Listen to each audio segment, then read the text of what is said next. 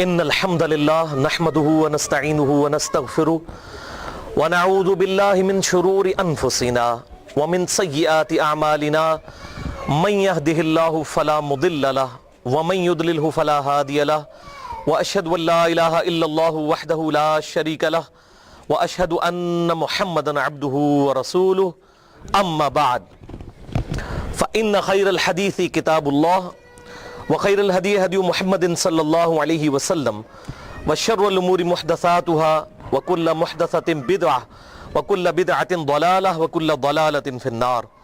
أعوذ بالله السميع العليم من الشيطان الرجيم من همزه ونفخه ونفثه. بسم الله الرحمن الرحيم. رب اشرح لي صدري ويسر لي أمري واحلل عقدة من لساني يفقهوا قولي. بسم الله الرحمن الرحيم. ان اللہ وملائکتہ یصلون علی النبی یا ایہا الذین آمنوا صلوا علیہ وسلموا تسلیما. دروشی پڑھ لیں. اللہم صلی علی محمد وعلی آل محمد کما صلیت علی ابراہیم وعلی آل ابراہیم انک حمید مجید.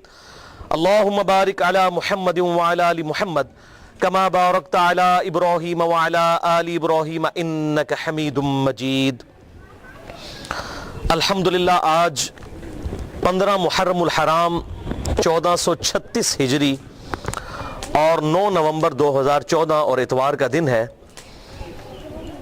ہماری آج کی ایکسکلوسیو نشست محرم الحرام سے ریلیٹڈ ہے. بھائیو، آج کی گفتگو کے دوران جتنی بھی آیات آئیں گی میں انشاءاللہ ان کے مکمل ریفرنسز دے دوں گا، اور جتنی احادیث آئیں گی ان کے بھی مکمل ریفرنسز دوں گا، اور ان میں جو کرٹیکل احادیث ہوں گی انشاءاللہ ان کے میں انٹرنیشنل نمبر جو ہیں علماء حرمین بیروت اور دارالسلام کی انٹرنیشنل نمبر کے مطابق، جس کے مطابق پوری دنیا میں عربی کتب شائع ہوتی ہیں، اس کے مطابق انشاءاللہ دیتا چلا جاؤں گا. پھر بھی اگر کسی کی کوئی کیوری ہو تو لیکچر کے اینڈ پہ مجھ سے سوال کر سکتے ہیں.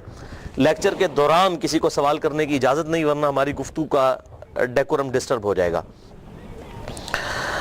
اور بعد میں بھی مجھ سے ای میل پہ آپ رابطہ کر سکتے ہیں. mirza_95@yahoo.com میرا ای میل ایڈریس ہے. بھائیو، آج کی گفتگو کا عنوان ہے فضائل حسین رضی اللہ تعالی عنہ اور یزید ابن معاویہ کے برے کرتوت.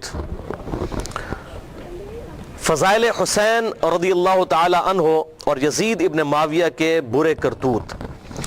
فضائل حسین علیہ السلام اور یزید ابن معاویہ کے برے کرتوت. یہ علیہ السلام میں صحیح بخاری سے ثابت کروں گا انشاءاللہ اپنے لیکچر کے دوران. بھائیو، اسی کانٹیکس میں انشاءاللہ جو یزید ابن معاویہ کا جھوٹا دفاع کرتے ہیں لوگ چند احادیث کا سہارا لے کے، ان کا بھی انشاءاللہ جواب دوں گا. اور میری یہ پوری گفتگو انشاءاللہ صحیح الاسناد احادیث کی روشنی میں ہوگی، تاریخی روایتوں کی روشنی میں نہیں. کیونکہ اگر تاریخ پر بات کریں تو یزید کے حق میں اگر 10 باتیں ملتی ہیں تو 1000 باتیں اس کے خلاف ملتی ہیں. وہ اگر ہم تاریخی روایتیں ہم پیش کرنا شروع کریں تو کوئی سن بھی نہیں سکتا.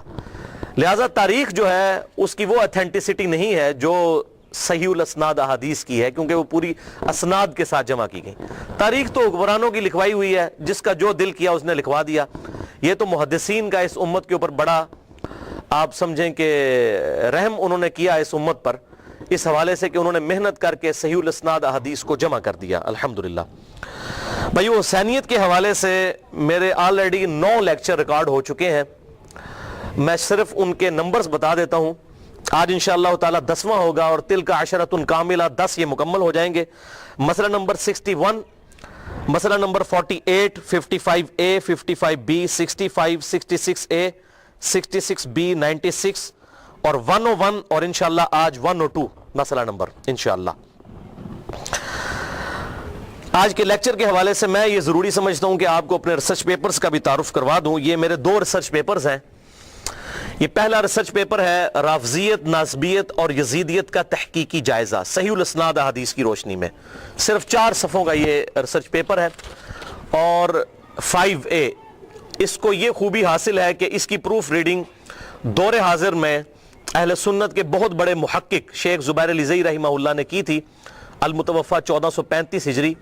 پچھلے سال 10 نومبر کو فوت ہوئے. کل بھی 10 نومبر ہے، سال ہو جائے گا انشاءاللہ ان کو دنیا سے گئے. اپنے رب کی جنتوں میں انشاءاللہ ہم ان کے لیے حسن ظن رکھتے ہیں. اور دوسرا ریسرچ پیپر ہے یہ 5B، وہ 5A تھا، یہ 5B، واقعہ کربلا کا حقیقی پس منظر 50 صحیح الاسناد احادیث کی روشنی میں، جو اہل سنت کی کتابوں سے ہیں اور اکثر احادیث صحیح بخاری اور صحیح مسلم سے ہیں. یہ احادیث کی روشنی میں الحمدللہ. یہ دونوں ریسرچ پیپرز اور میرے لیکچرز جو ہیں وہ ہماری ویب سائٹ ahlsunnatpak.com پر موجود ہیں.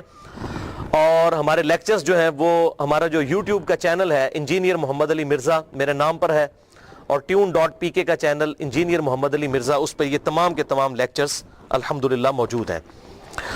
اور تمہیداً میں آخری بات آج کی گفتگو کے حوالے سے بھی کر دوں، جس کے بغیر میری تسلی نہیں ہوتی، کہ بھائیو الحمدللہ میری روٹی دین کے ساتھ نہیں جڑی ہوئی، اور میں اپنی ذات کی خاطر دین سے 1 روپیہ کمانے کو بھی حرام سمجھتا ہوں. کسی پر فتویٰ نہیں ہے، اپنی ذات کی خاطر. کیونکہ جو شخص اپنا سورس آف انکم دین کو بنا لے وہ فرقہ واریت میں پڑ جاتا ہے، پھر وہ کبھی حق بات نہیں کر سکتا. یہی وجہ ہے کہ میں نے فرقہ واریت کو 3 طلاقیں دے کر اور 4 تکبیریں پڑھ کر ہمیشہ کے لیے دفنا دیا ہے. اور اللہ تعالیٰ سے دعا کریں کہ اس دن سے پہلے کہ ہماری روٹی ہمارے دین کے ساتھ جڑ جائے، اللہ تعالیٰ ہمیں ایمان و عافیت کے ساتھ مدینہ شریف میں موت، بقیع غرقد میں مدفن، اور جنت الفردوس میں اپنے محبوب صلی اللہ علیہ وسلم کا پڑوس عطا فرمائے. آمین. گفتگو کی ڈیٹیل میں جانے سے پہلے ایک دفعہ دروشی پڑھ لیجئے.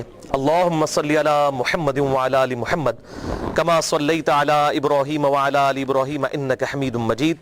اللہم بارک علی محمد وعلی آل محمد کما بارکت علی ابراہیم وعلی آل ابراہیم انک حمید مجید. بھائیو، صحیح مسلم کے اندر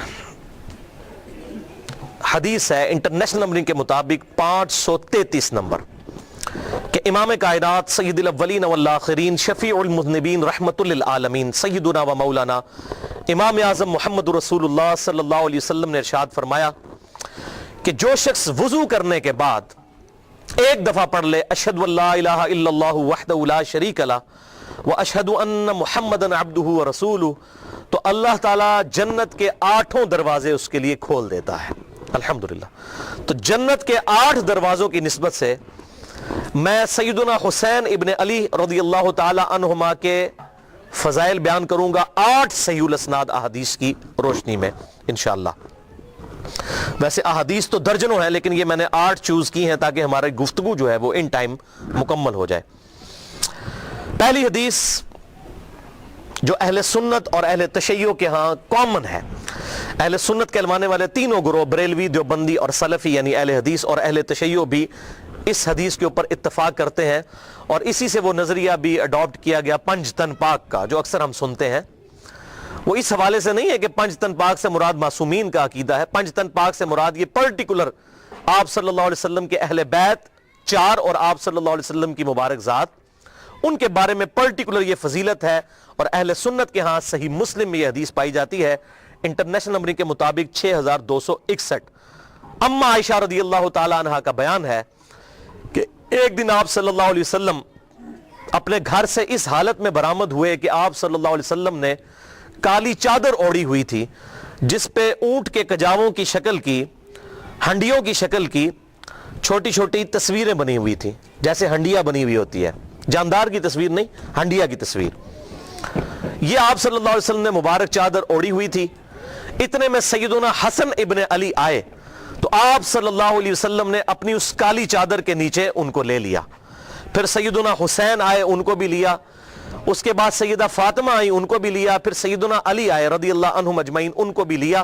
اور پھر آپ صلی اللہ علیہ وسلم نے اللہ کے حضور یہ آیت تلاوت کی، سورہ الاحزاب کی آیت نمبر 33، انما یرید اللہ لیذھب عنکم الرجس اہل البیت ویطہرکم تطہیرا. بے شک اللہ تو یہ چاہتا ہے اے نبی کے گھر والو تم سے ہر طرح کی ناپاکی دور کر دے اور تمہیں خوب صاف ستھرا کر دے. الحمدللہ یہ آیت مبارکہ آپ صلی اللہ علیہ وسلم نے تلاوت کی. اور اہل بیت میں اعزازی طور پر آپ صلی اللہ علیہ وسلم نے سیدنا علی کو بھی شامل کیا. باقی تو ویسے ہی اہل بیت تھے، سیدہ فاطمہ حضور کی اولاد، حسن و حسین بھی اولاد، لیکن سیدنا علی کو بھی شامل کیا. آپ صلی اللہ علیہ وسلم کی ازواج مطہرات بھی، بیویاں بھی اہل بیت ہیں، اور آپ صلی اللہ علیہ وسلم نے پروٹوکول کے طور پر سیدنا علی کو بھی اہل بیت میں شامل کیا. حسن حسین اور سیدہ فاطمہ تو پہلے ہی اس میں شامل ہیں, آپ صلی اللہ علیہ وسلم کی اولاد ہے الحمدللہ. دوسری حدیث صحیح مسلم میں انٹرنیشنل نمبرنگ کے مطابق 6220 نمبر ہے کہ سیدنا سعد ابن ابی وقاص رضی اللہ تعالیٰ عنہ کا بیان ہے کہ جب آیت مباہلہ نازل ہوئی, نجران کے عیسائیوں کے ساتھ آپ صلی اللہ علیہ وسلم کی ڈیبیٹ ہوئی, اور ایز اے لاسٹ ریزارٹ آپ صلی اللہ علیہ وسلم نے ان کو مباہلے کا چیلنج دیا, اور اس کا ذکر سورہ آل عمران کی آیت نمبر 61 میں موجود ہے.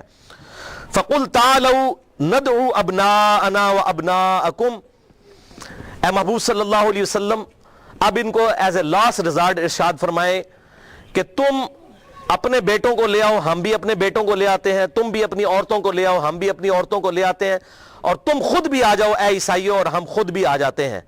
اور اس کے بعد کھلے میدان میں اللہ کے حضور دعا کرتے ہیں کہ جو جھوٹا ہے اسی وقت اللہ کی لعنت اس پر نازل ہو. اس کو کہتے ہیں مباہلہ. تو یہ حدیث صحیح مسلم میں انٹرنیشنل نمبر کے مطابق 6220 نمبر حدیث ہے کہ آپ صلی اللہ علیہ وسلم نے آیت مباہلہ کے موقع پر سیدنا حسن, سیدنا حسین, سیدنا علی اور سیدہ فاطمہ رضی اللہ عنہم اجمعین ان کو اپنے ساتھ لیا مباہلے کے لیے, اور آپ صلی اللہ علیہ وسلم نے اپنی کسی بیوی کو بھی ساتھ نہیں لیا, ان کو لیا ساتھ. صحیح مسلم انٹرنیشنل نمبر کے مطابق 6220. اور پھر اللہ کے حضور دعا کی, اللہم ہؤلاء اہل بیتی, اے اللہ یہ میرے اہل بیت ہیں, میں مباہلے کے لیے تیری خدمت میں ان کو پیش کرتا ہوں. لیکن سامنے سے وہ عیسائی ڈر گئے, جب حسن و حسین کو دیکھا, ان کے نورانی چہرے دیکھے, تو وہ مباہلہ انہوں نے نہیں کیا. کاش مباہلہ کر لیتے تو جان ہی چھوٹ جاتی ان سے. تو وہ بھاگ گئے, ان کو پتہ لگ گیا کہ یہ جھوٹے پیغمبر نہیں ہیں جن کی اولاد کو اللہ تبارک و تعالیٰ نے ایسا روب دیا ہے. چھوٹی سی عمر میں ان کا روب ان کے اوپر پڑ گیا اور مباہلے کے لیے وہ سامنے نہیں آئے. صحیح مسلم 6220. یہ بہت بڑی فضیلت ہے, اور یہ فضیلت سیدنا سعد ابن ابی وقاص نے صحیح مسلم کی اسی حدیث میں آتا ہے, اس موقع پر سیدنا معاویہ رضی اللہ تعالیٰ عنہ کو بیان کی جب انہوں نے سعد ابن ابی وقاص کو مجبور کیا کہ وہ حضرت علی پر لعنت کریں. تو انہوں نے کہا نہیں معاویہ, میں نے رسول اللہ سے 3 باتیں ایسی سنی ہیں علی کے بارے میں, ایک بھی مجھے مل جاتی حالانکہ میں جنتی ہوں تو میرے لیے دنیا اور جو کچھ ہے اس سے بڑھ کر عزیز ہوتا مجھے. اس میں ایک بات یہ تھی. دوسری انہوں نے کہا غزوہ خیبر کے موقع پر آپ صلی اللہ علیہ وسلم نے فرمایا تھا کل اس شخص کے ہاتھ میں جھنڈا دوں گا جو اللہ اور اس کے رسول سے محبت کرتا ہے, اللہ اور اس کا رسول اس سے محبت کرتے ہیں. ہمیں پوری رات نیند نہیں آئی اور آپ صلی اللہ علیہ وسلم نے سیدنا علی کو جھنڈا دیا. اور صحیح مسلم میں یہاں تک ہے کہ حضرت عمر کہتے ہیں مجھے پوری زندگی علی پر رشک رہے گا کہ وہ جھنڈا علی کو ملا اور مجھے نہیں ملا. یہ صحیح حدیث صحیح مسلم میں ہے. اور ایک جھوٹی حدیث عوام میں مشہور ہے کہ حضرت عمر کہتے تھے مجھے ابو بکر کی ایک رات کی نیکی مل جائے پوری زندگی دے دوں. یہ جھوٹی حدیث ہے. شیخ البانی بھی اسے کہتے ہیں یہ فیبریکیٹڈ موضوع حدیث ہے, اور سنن بہیقی میں ہے, ہماری مین سٹریم کی کسی کتاب میں بھی نہیں ہے. اور شیخ زبیر علی زئی صاحب بھی اسے جھوٹی حدیث کہتے ہیں. اور جو سچی حدیث ہے وہ شیعہ سنی اختلاف کی نظر ہو گئی جو صحیح مسلم کے اندر تھی کہ حضرت عمر کہتے ہیں میں علی پر رشک کروں گا, اور کہتے ہیں اللہ کی قسم یہ پہلا موقع تھا مجھے خواہش ہوئی کہ مجھے حضور کوئی عہدہ دیں غزوہ خیبر کے موقع پر, لیکن آپ صلی اللہ علیہ وسلم نے سیدنا علی کو دیا. اور تیسری بات سعد ابن ابی وقاص نے کہی کہ معاویہ سن لے, جب تبوک کا موقع آیا تو آپ صلی اللہ علیہ وسلم پہلی دفعہ حضرت علی کو گھر چھوڑ کر جا رہے تھے. حضرت علی رو پڑے کہ میں آپ کے ساتھ یہ پہلا موقع ہے شامل نہیں ہوں گا. تو آپ صلی اللہ علیہ وسلم نے فرمایا کہ علی تو اس بات پر راضی نہیں کہ تیری میرے ساتھ وہی نسبت ہے جو ہارون کی موسیٰ کے ساتھ ہے, مگر میرے بعد کوئی نبی نہیں. یہ تینوں باتیں اسی حدیث میں ہیں 6220 صحیح مسلم میں فضائل علی والے چیپٹر میں انٹرنیشنل نمبرنگ کے مطابق. تیسری حدیث صحیح بخاری میں ہے انٹرنیشنل نمبرنگ کے مطابق 3753 کہ عبداللہ بن عمر رضی اللہ تعالی عنہما کے پاس ایک عراقی شخص آیا اور اس نے کہا کہ بتائیے کہ اگر کوئی شخص احرام کی حالت میں مکھی یا مچھر مار لے تو اس کا کفارہ کیا ہے. اگر کوئی جانور مار لے اس کا تو قرآن میں آتا ہے کہ اس کے نعم البدل اتنا ہی جانور جو ہے وہ حدود حرم میں ذبح کیا جائے گا. تو اگر کوئی مچھر یا مکھی مار لے تو اس کا کفارہ کیا ہے. تو آپ نے کہا یہ سوال پوچھنے والے کون ہیں, بتایا گیا یہ عراقی نجدی لوگ ہیں. تو ابن عمر نے کہا کہ تم مجھ سے مکھی اور مچھر کا مسئلہ پوچھتے ہو عراقیوں, حالانکہ تم نے اللہ کے نبی کے نواسے کو قتل کر دیا جن کے بارے میں میں نے خود حضور صلی اللہ علیہ وسلم سے سنا تھا کہ حسن اور حسین دنیا میں میرے 2 پھول ہیں. صحیح بخاری 3753. چوتھی حدیث جامعہ ترمذی میں انٹرنیشنل نمبر کے مطابق 3781 نمبر حدیث ہے. رازدار رسول حذیفہ ابن یمان رضی اللہ تعالیٰ عنہ کہتے ہیں کہ آپ صلی اللہ علیہ وسلم نے مجھ سے ارشاد فرمایا کہ اے حذیفہ، آج میرے پاس اللہ نے وہ فرشتہ بھیجا ہے جو آج سے پہلے کبھی دنیا پہ نازل نہیں ہوا، پہلی دفعہ آیا ہے اور خاص خبر لے کر آیا ہے، اور اس نے مجھے خبر دی ہے کہ میرے بیٹے حسن و حسین جنتی نوجوانوں کے سردار ہیں اور میری بیٹی فاطمہ جنتی عورتوں کی سردار ہے۔ الحمدللہ۔ اور اسی کا ترک جب المستدرک للحاکم میں آتا ہے انٹرنیشنل نمبرنگ کے مطابق 4779، اس میں الفاظ ہے کہ حسن اور حسین جنتی نوجوانوں کے سردار ہیں اور ان کے والد علی ابن ابی طالب ان سے بھی بہتر ہیں۔ الحمدللہ۔ اور یہ جو پورشن ہے کہ فاطمہ رضی اللہ تعالی عنہا، فاطمہ علیہ السلام حضور صلی اللہ علیہ وسلم کی بیٹی جنتی عورتوں کی سردار ہے، یہ والا پورشن صحیح بخاری اور صحیح مسلم میں موجود ہے۔ اور اسی حدیث کے اوپر امام بخاری نے حضرت فاطمہ پر جو باب باندھا ہے اس کا نام ہے فضائل فاطمہ علیہ السلام۔ آپ سارے عربی نسخے اٹھا کے دیکھ لیں، امام بخاری نے حضرت فاطمہ کے ساتھ علیہ السلام لکھا۔ بیسیکلی امام بخاری نے رد کیا ناسبیوں کا کہ ہم اہل سنت بھی علیہ السلام کہنے کے قائل ہیں۔ ایون 6318 نمبر حدیث جو صحیح بخاری میں آتی ہے، حضرت علی اور فاطمہ کے ساتھ علیہ السلام لکھا، اور صحیح بخاری میں حضرت حسین کے ساتھ علیہ السلام لکھا 3748 نمبر حدیث میں امام بخاری نے۔ اور یہ صرف امام بخاری نہیں، امام ابو داؤد نے 4640 نمبر حدیث میں حضرت علی کے ساتھ علیہ السلام لکھا۔ اور علیہ السلام کوئی جرم نہیں لکھنا، علیہ السلام ہم کسی کو بھی کہہ سکتے ہیں۔ جب ہم پڑھتے ہیں صلی اللہ علیہ وآلہ وسلم تو اولاد پہ بھی آپ صلی اللہ علیہ وسلم کے سلام پڑھ رہے ہوتے ہیں۔ ہم مردوں کو کہتے ہیں السلام علیکم اہل الدیار من المؤمنین والمسلمین، ہم آپس میں ایک دوسرے کو السلام علیکم کہتے ہیں۔ قبر رسول پر جا کر کیا کہتے ہیں؟ السلام علیکم یا رسول اللہ۔ صحیح حدیث ہے المصنف ابن ابی شیبہ میں، سنن بہیقی کے اندر، الموطا امام مالک کے اندر، فضل الصلاۃ علی النبی کے اندر، کہ عبداللہ بن عمر جب بھی قبر رسول پر جاتے السلام علیکم یا رسول اللہ، السلام علیکم یا ابا بکر، السلام علیکم یا عمر کہا کرتے تھے۔ رضی اللہ عنہ یا عمر نہیں، السلام علیکم یا عمر، نام لے کر سلامتی بھیجتے تھے۔ تو سلامتی بھیجنا یہ بالکل ٹھیک ہے، اور نماز میں نہیں ہم پڑھتے السلام علینا وعلی عباد اللہ الصالحین، اپنے اوپر ہم سلام بھیج رہے ہوتے ہیں۔ تو یہ شیعہ سنی کا مسئلہ نہیں ہے، یہ الحمدللہ متفق کا مسئلہ ہے۔ ہم کہتے ہیں ہم پر بھی سلام ہو اور تمام نیک بندوں پر سلام ہو۔ نیک بندوں میں انبیاء بھی شامل ہیں، صحابہ کرام علیہم رضوان بھی شامل ہیں، اہل بیت بھی شامل ہیں الحمدللہ۔ لیکن مسئلہ ہے کہ یہ تو اس کے لیے جو دلائل ماننا چاہے، جو نہ ماننا چاہے تو اس کے لیے تو پھر ابو جہل کے سامنے حضور صلی اللہ علیہ وسلم نے دعوت پیش کی، اس نے بھی قبول نہیں کیا، بلال حبشی نے قبول کر لی۔ یہ تو قسمت کی بات ہے نا، ہم تو دلائل کے ساتھ بات کر سکتے ہیں، جس کی مرضی مانے جس کی مرضی نہ مانے، منکرین حدیث بن جائے۔ ہم صحیح بخاری اور صحیح مسلم میں رفع الیدین کی حدیثیں بھی مانتے ہیں اور بخاری مسلم میں اہل بیت کی شان کی حدیثیں بھی مانتے ہیں۔ اے نہیں کہ میٹھا میٹھا ہاپ ہاپ تے کوڑا کوڑا تھو تھو، انج نہیں، دو نمبری نہیں۔ اور یہ بیسیکلی فرقہ واریت کی لعنت ہے، جس کی وجہ سے یہ ساری چیزیں کنٹروورشل ہو جاتی ہیں۔ 5ویں حدیث جامعہ ترمذی میں انٹرنیشنل نمبرنگ کے مطابق 3775 نمبر ہے کہ آپ صلی اللہ علیہ وسلم نے فرمایا حسین مجھ سے ہے اور میں حسین سے ہوں، اللہ اس سے محبت کرے جو حسین سے محبت کرتا ہے۔ حضور صلی اللہ علیہ وسلم کی دعا ہے اس کے لیے۔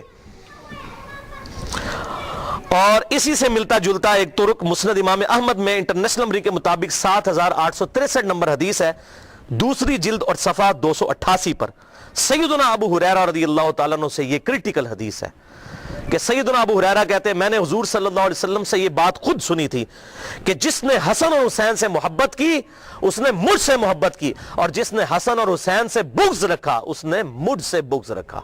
اب نبی سے بغض رکھا تو ایمان کہاں باقی رہ گیا؟ بخاری اور مسلم کی متفق علیہ حدیث ہے، تمہارا ایمان اس وقت تک کامل نہیں ہو سکتا جب تک کہ میں تمہیں تمہارے ماں باپ اولاد سب لوگوں سے بڑھ کر عزیز نہ ہو جاؤں۔ اور صحیح بخاری میں تو یہاں تک ہے کہ حضرت عمر نے ایک دفعہ حضور کو محبت میں کہا اے اللہ کے رسول مجھے آپ پوری دنیا میں سب سے بڑھ کر محبوب ہیں سوائے اپنی جان کے۔ آپ نے فرمایا عمر تیرا ایمان ہی مکمل نہیں، بلکہ تیری جان سے بھی بڑھ کر۔ ان کا یا رسول اللہ بلکہ آپ مجھے میری جان سے بھی بڑھ کر عزیز ہیں۔ آپ نے فرمایا ہاں اب عمر تیرا ایمان اب مکمل ہوا۔ تو جس نے حسن و حسین سے محبت کی اس نے مجھ سے محبت کی، اور جس نے حسن و حسین سے بغض رکھا اس نے مجھ سے بغض رکھا۔ 6 حدیث صحیح بخاری کے اندر ہے، یہ وہ حدیث ہے انٹرنیشنل نمبرنگ کے مطابق 3748 جس حدیث میں امام حسین کے ساتھ علیہ السلام لکھا ہے امام بخاری رحمہ اللہ نے الحمدللہ۔ اور لکھتے ہیں کہ جب حسین علیہ السلام کا سر مبارک کاٹ کر یزید کے گورنر عبید اللہ ابن زیاد کے سامنے لا کر رکھا گیا تشت میں، اس کی ٹیبل پہ، آپ اندازہ کریں اس امت نے کیا کیا۔ حضور کو دنیا سے گئے ابھی بمشکل 50 سال گزرے تھے، اور امت نے حضور کی پوری نسل ذبح کر کے رکھ دی ولیعوذ باللہ تعالی، اور آج تک بھگت رہے ہیں اس کو۔ اور تشت میں لا کر عبید اللہ ابن زیاد گورنر کوفہ جو یزید کی طرف تھے وہاں پر گورنر تھا، اسپیشلی اسی کام کے لیے لگایا گیا۔ اس سے پہلے وہاں پہ گورنر تھے نعمان ابن بشیر رضی اللہ تعالیٰ عنہ صحابی، وہ حضرت حسین کے ساتھ برا سلوک نہیں کرتے تھے، ہٹا کے اسپیشل یزید نے اس فاسق شخص کو لگایا عبید اللہ ابن زیاد۔ اس پہ اگر میں بخاری مسلم سے اس کی باتیں بیان کروں تو 1 گھنٹہ لگ چاہیے، یہ کتنا ظالم شخص تھا اور کتنا صحابہ کا یہ گستاخ تھا ولیعوذ باللہ تعالی۔ تو اس کے سامنے لا کر سر رکھا گیا، صحیح بخاری 3748، اور یہ سر پر چھڑیاں مارنے لگا حضرت حسین کے ولیعوذ باللہ تعالی۔ حضرت انس ابن مالک پاس بیٹھے تھے، تڑپ اٹھے، انہوں نے کہا اللہ کی قسم تو اس کے حسن میں کلام کرتا ہے، اللہ کی قسم رسول اللہ کے سب سے زیادہ ہم شکل حسین ابن علی تھے۔ اور دوسری روایتوں میں آتا ہے کہ پھر انہوں نے ڈانٹا، انہوں نے کہا کہ تو اس ہونٹ پر، ان ہونٹوں کے اوپر چھڑیاں مارتا ہے، اور میں نے اپنے محبوب صلی اللہ علیہ وسلم کو ان ہونٹوں کو چومتے ہوئے دیکھا ہے کئی بار۔ اللہ اکبر۔ 7ویں حدیث مسند امام احمد میں انٹرنیشنل نمبر کے مطابق 648 جلد 1 صفحہ 85 پر بڑی کریٹیکل حدیث ہے۔ صفین سے جب سیدنا علی رضی اللہ تعالیٰ عنہ واپس آ رہے تھے اور نہروان کے لیے خوارج کے خلاف قتال کے لیے جا رہے تھے، اس دوران فرات کے کنارے آپ رکے۔ اس حدیث سے آپ کو پتہ چلے گا کہ حضور کو یہ غیبی خبریں اللہ نے پہلے دے دی تھی کہ آپ کی امت آپ کے اہل بیت کے ساتھ برا سلوک کرے گی۔ تو آپ فرات کے کنارے رکے اور کہا اصبر ابا عبداللہ، اے ابا عبداللہ صبر کرنا۔ حضرت حسین کی یہ کنیت تھی، حسین صبر کرنا، حسین صبر کرنا، حسین صبر کرنا۔ تو ساتھیوں نے کہا کہ یہ آپ کس سے باتیں کر رہے ہیں؟ تو انہوں نے کہا مجھے حدیث یاد آ گئی، آپ صلی اللہ علیہ وسلم کی خدمت میں ایک دفعہ حاضر ہوا، آپ صلی اللہ علیہ وسلم کے چشمان کرم سے زار و قطار آنسو رواں تھے، سیدنا حسین کو آپ صلی اللہ علیہ وسلم نے اٹھایا ہوا تھا، اور میں نے کہا اے اللہ کے رسول آپ کو کس نے غمگین کر دیا؟ تو حضور صلی اللہ علیہ وسلم نے فرمایا کہ ابھی ابھی جبرائیل میرے پاس آئے تھے اور انہوں نے مجھے خبر دی کہ آپ اپنے اس بچے سے اتنا پیار کرتے ہیں اور آپ کی امت اسے فرات کے کنارے پیاسا قتل کر دے گی۔ تو میں اپنے جذبات پر قابو نہیں رکھ سکا اور میرے آنسو روا ہو گئے، اور پھر جبرائیل نے ایک ہاتھ مارا اور لا کر کربلا کی سرخ مٹی بھی مجھے دکھائی۔ تو یہ سیدنا علی نے صفین سے واپسی پر نہروان پر جاتے ہوئے حدیث فرات کے کنارے بیان کی، جو واضح ثبوت ہے کہ آپ صلی اللہ علیہ وسلم کو یہ غیبی خبر دی جا چکی تھی کہ آپ کی امت آپ کے اہل بیت کے ساتھ برا سلوک کرے گی۔ یہ کوئی ایسا نہیں تھا کہ انہونا واقعہ ہونا تھا اور حضور صلی اللہ علیہ وسلم کو پتہ نہیں تھا، آپ نے امت کو ڈرایا، وہ آگے حدیث بھی آ جائے گی انشاءاللہ۔ 8ویں حدیث مسند امام احمد میں انٹرنیشنل نمبرنگ کے مطابق 2165 جلد 1 صفحہ 242 پر، اور یہ وہ مشہور حدیث ہے جو مشکات میں 6181 نمبر حدیث ہے، جسے شیخ البانی رحمہ اللہ نے بھی صحیح کہا، شیخ زبیر علیزئی رحمہ اللہ نے بھی صحیح کہا، اور اسی حدیث کی وجہ سے میں نے یہ مشن اڈاپٹ کیا کہ سیدنا حسین کی آواز کو پوری دنیا میں الحمدللہ بلند کرنا ہے انشاءاللہ۔ سیدنا ابن عباس کہتے ہیں، اس حدیث میں آتا ہے کہ حضور صلی اللہ علیہ وسلم کی وفات کے 50 سال کے بعد ایک دن دوپہر کے وقت میں نے آپ صلی اللہ علیہ وسلم کو خواب میں دیکھا۔ آپ صلی اللہ علیہ وسلم کی پرانگدہ حالت، بال بکھرے ہوئے، جسم پرانگدہ اور پریشانی کے عالم میں کھڑے ہیں، اور ہاتھ میں خون کی ایک شیشی اٹھائی ہوئی ہے۔ تو ابن عباس کہتے ہیں صحابی کہ میں نے کہا اللہ کے رسول میرے ماں باپ آپ پر قربان، یہ آپ کی کیا حالت ہے؟ تو آپ صلی اللہ علیہ وسلم نے فرمایا کہ آج میرے حسین اور اس کے ساتھیوں کو کربلا میں قتل کر دیا گیا، میں صبح سے اس شیشی میں ان کا خون جمع کر رہا ہوں۔ حضرت ابن عباس کانپ کر اٹھے اور وہ دن اور تاریخ نوٹ کی، اور بعد میں پتہ چلا کہ اسی دن 10 محرم الحرام 61 ہجری میں حضرت حسین کو ان کے ساتھیوں سمیت شہید کیا گیا۔ 18 اہل بیت میں سے تھے، اور 64 جو ہیں 54 وہ دوسرے لوگ تھے، ٹوٹل 72 لوگ شہید کیے گئے۔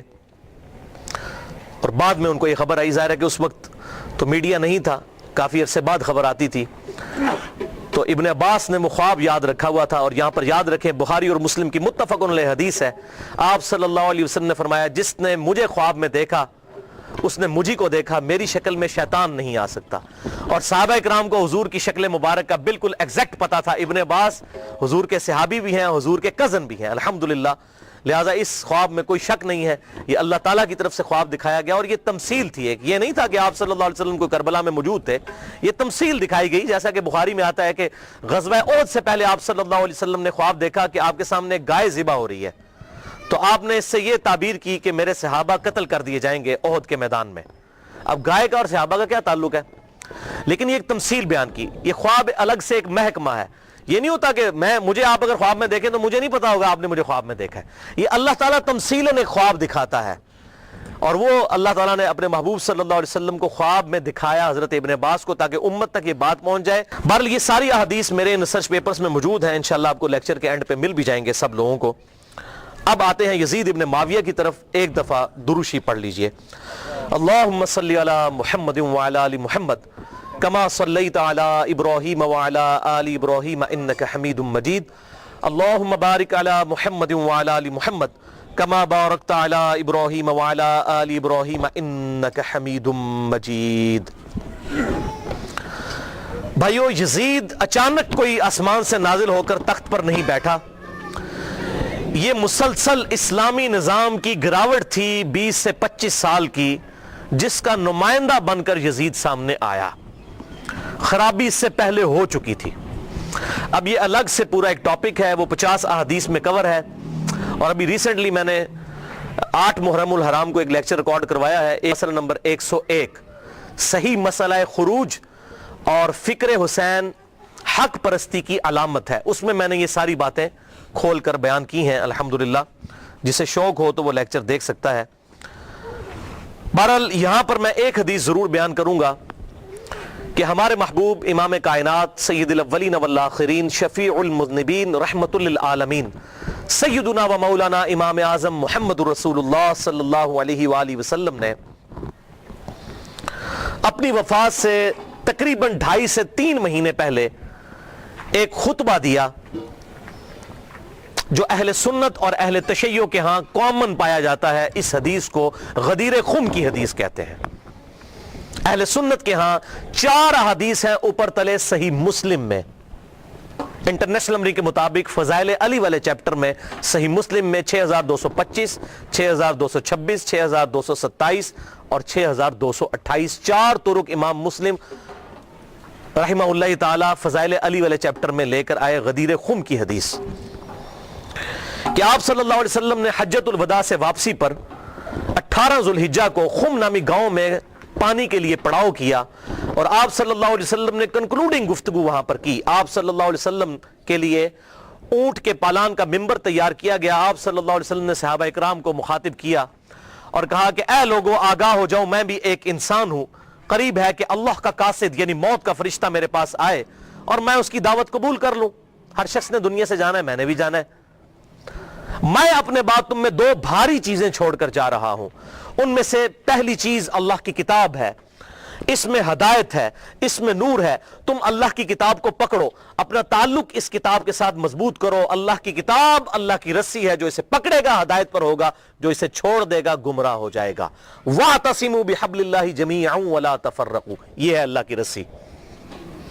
اور پھر زید ابن ارقم کہتے رہے آپ صلی اللہ علیہ وسلم ہمیں ترغیب دلاتے رہے، اللہ کی کتاب، اللہ کی کتاب، اللہ کی کتاب۔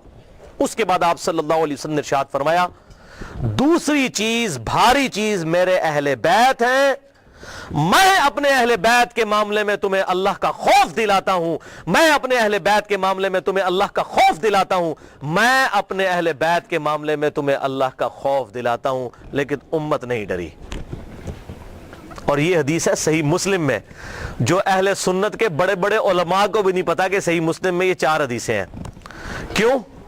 ان کو وہ حدیث بتائی جاتی ہے جو ہماری مین سٹریم کی کتابوں میں بھی نہیں ہے، باہر ہے، المستدرک للحاکم میں۔ اس سے بہت کمزور درجے کی روایت ہے، حسن درجے کی ہے، اس سے بہت کمزور ہے وہ، یہ تو مسلم کی حدیث ہے۔ انٹرنیشنل نمبر کے مطابق المستدرک للحاکم میں کتاب العلم چیپٹر میں 318 نمبر حدیث، کہ میں اپنے بعد 2 ایسی چیزیں چھوڑ کر جا رہا ہوں جن کو مضبوطی سے پکڑ لوگے کبھی گمراہ نہیں ہوگے، ایک اللہ کی کتاب اور دوسرے اس کے رسول صلی اللہ علیہ وسلم کی سنت۔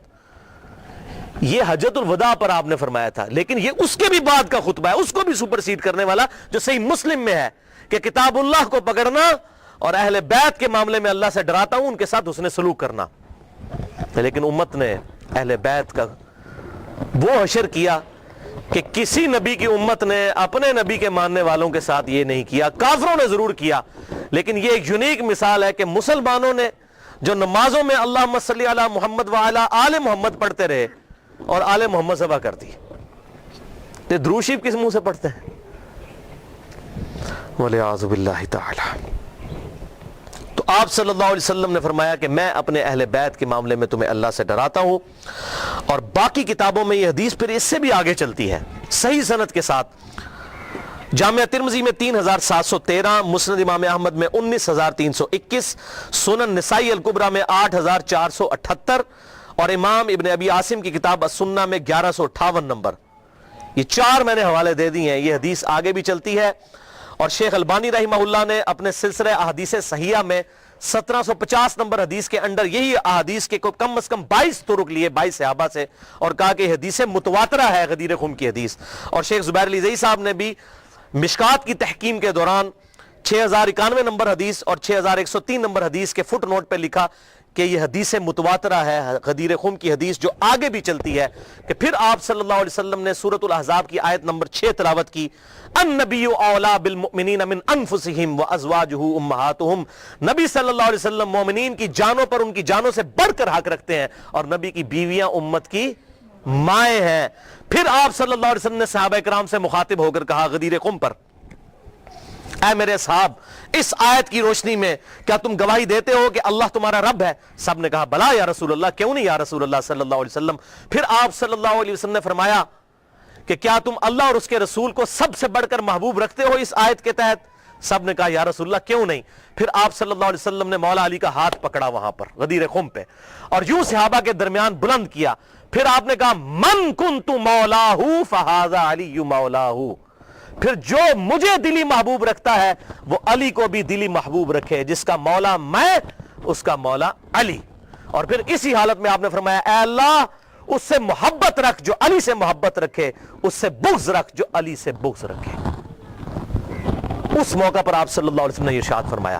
تو مولا کا مطلب ہے دلی محبوب, مشکل کشا, حاجت روا نہیں. مولانا ہم اپنے مولویوں کو جو کہہ رہے ہوتے ہیں مولانا, اس کا کیا مطلب ہوتا ہے؟ ہمارے دلی محبوب. قرآن میں آیا سورہ تحریم کی آیت نمبر 4 میں فَإِنَّ اللَّهَ هُوَ مَوْلَاهُ وَجِبْرِيلُ وَصَالِحُ الْمُؤْمِنِينَ. نبی کا مولا ہے اللہ, جبریل, ایمان والے اور تمام فرشتے نبی کے مولا ہیں اور نبی ان کے مولا ہیں دلی محبوب. جو مولا کا مشکل کشا والا معنی ہے وہ اللہ کے لیے خاص ہے. یہاں پر معنی آپ دیکھیں کیا کہا کہ میں تم پر تمہاری جانوں سے بڑھ کر حق رکھتا ہوں, دلی محبوب. النبی اولا بالمؤمنین, نبی اولا ہے. اولا مولا یہ تمام الفاظ دلی محبوب کے لیے, جگری یار کے لیے. تو یہ اس کا مشکل کشا معنی لینا بالکل ظلم ہے بھائیو. قرآن پاک میں واضح طور پر آیا ایاک نعبد و ایاک نستعین, اے اللہ ہم صرف تیری ہی عبادت کرتے ہیں, غائب میں مدد کے لیے صرف تجھی کو پکارتے ہیں. یہ تو جھگڑا ہی نہیں ہے کہ سیدنا علی رضی اللہ تعالیٰ عنہ کو اختیار ہے یا نہیں. مولا علی کو اختیار ہو, شیخ عبد القادر جیلانی کو اگر اختیار ہو تب بھی ان کو غائب میں دعا کے لیے نہیں پکار سکتے. مولا علی اپنی نمازوں میں اللہ کو پکارتے تھے. مولا علی کا ماننے والا وہی ہوگا جو مولا علی کی سنت پر عمل کرتے ہوئے اللہ کو پکارے گا, یا حی یا قیوم برحمتک استغیث, حسبنا اللہ ونعم الوکیل, لا الہ الا انت سبحانک انی کنت من الظالمین. بارش کون برساتا ہے؟ اللہ. ڈیوٹی کس کی ہے؟ فرشتوں کی. تو بارش فرشتوں سے مانگیں گے یا اللہ سے؟ اللہ سے. تو سیدنا علی کو اگر اختیار ہو بھی تب بھی ان کو پکاریں گے نہیں. ہاں ظاہری اسباب وہ معاملہ بالکل ڈیفرنٹ ہے.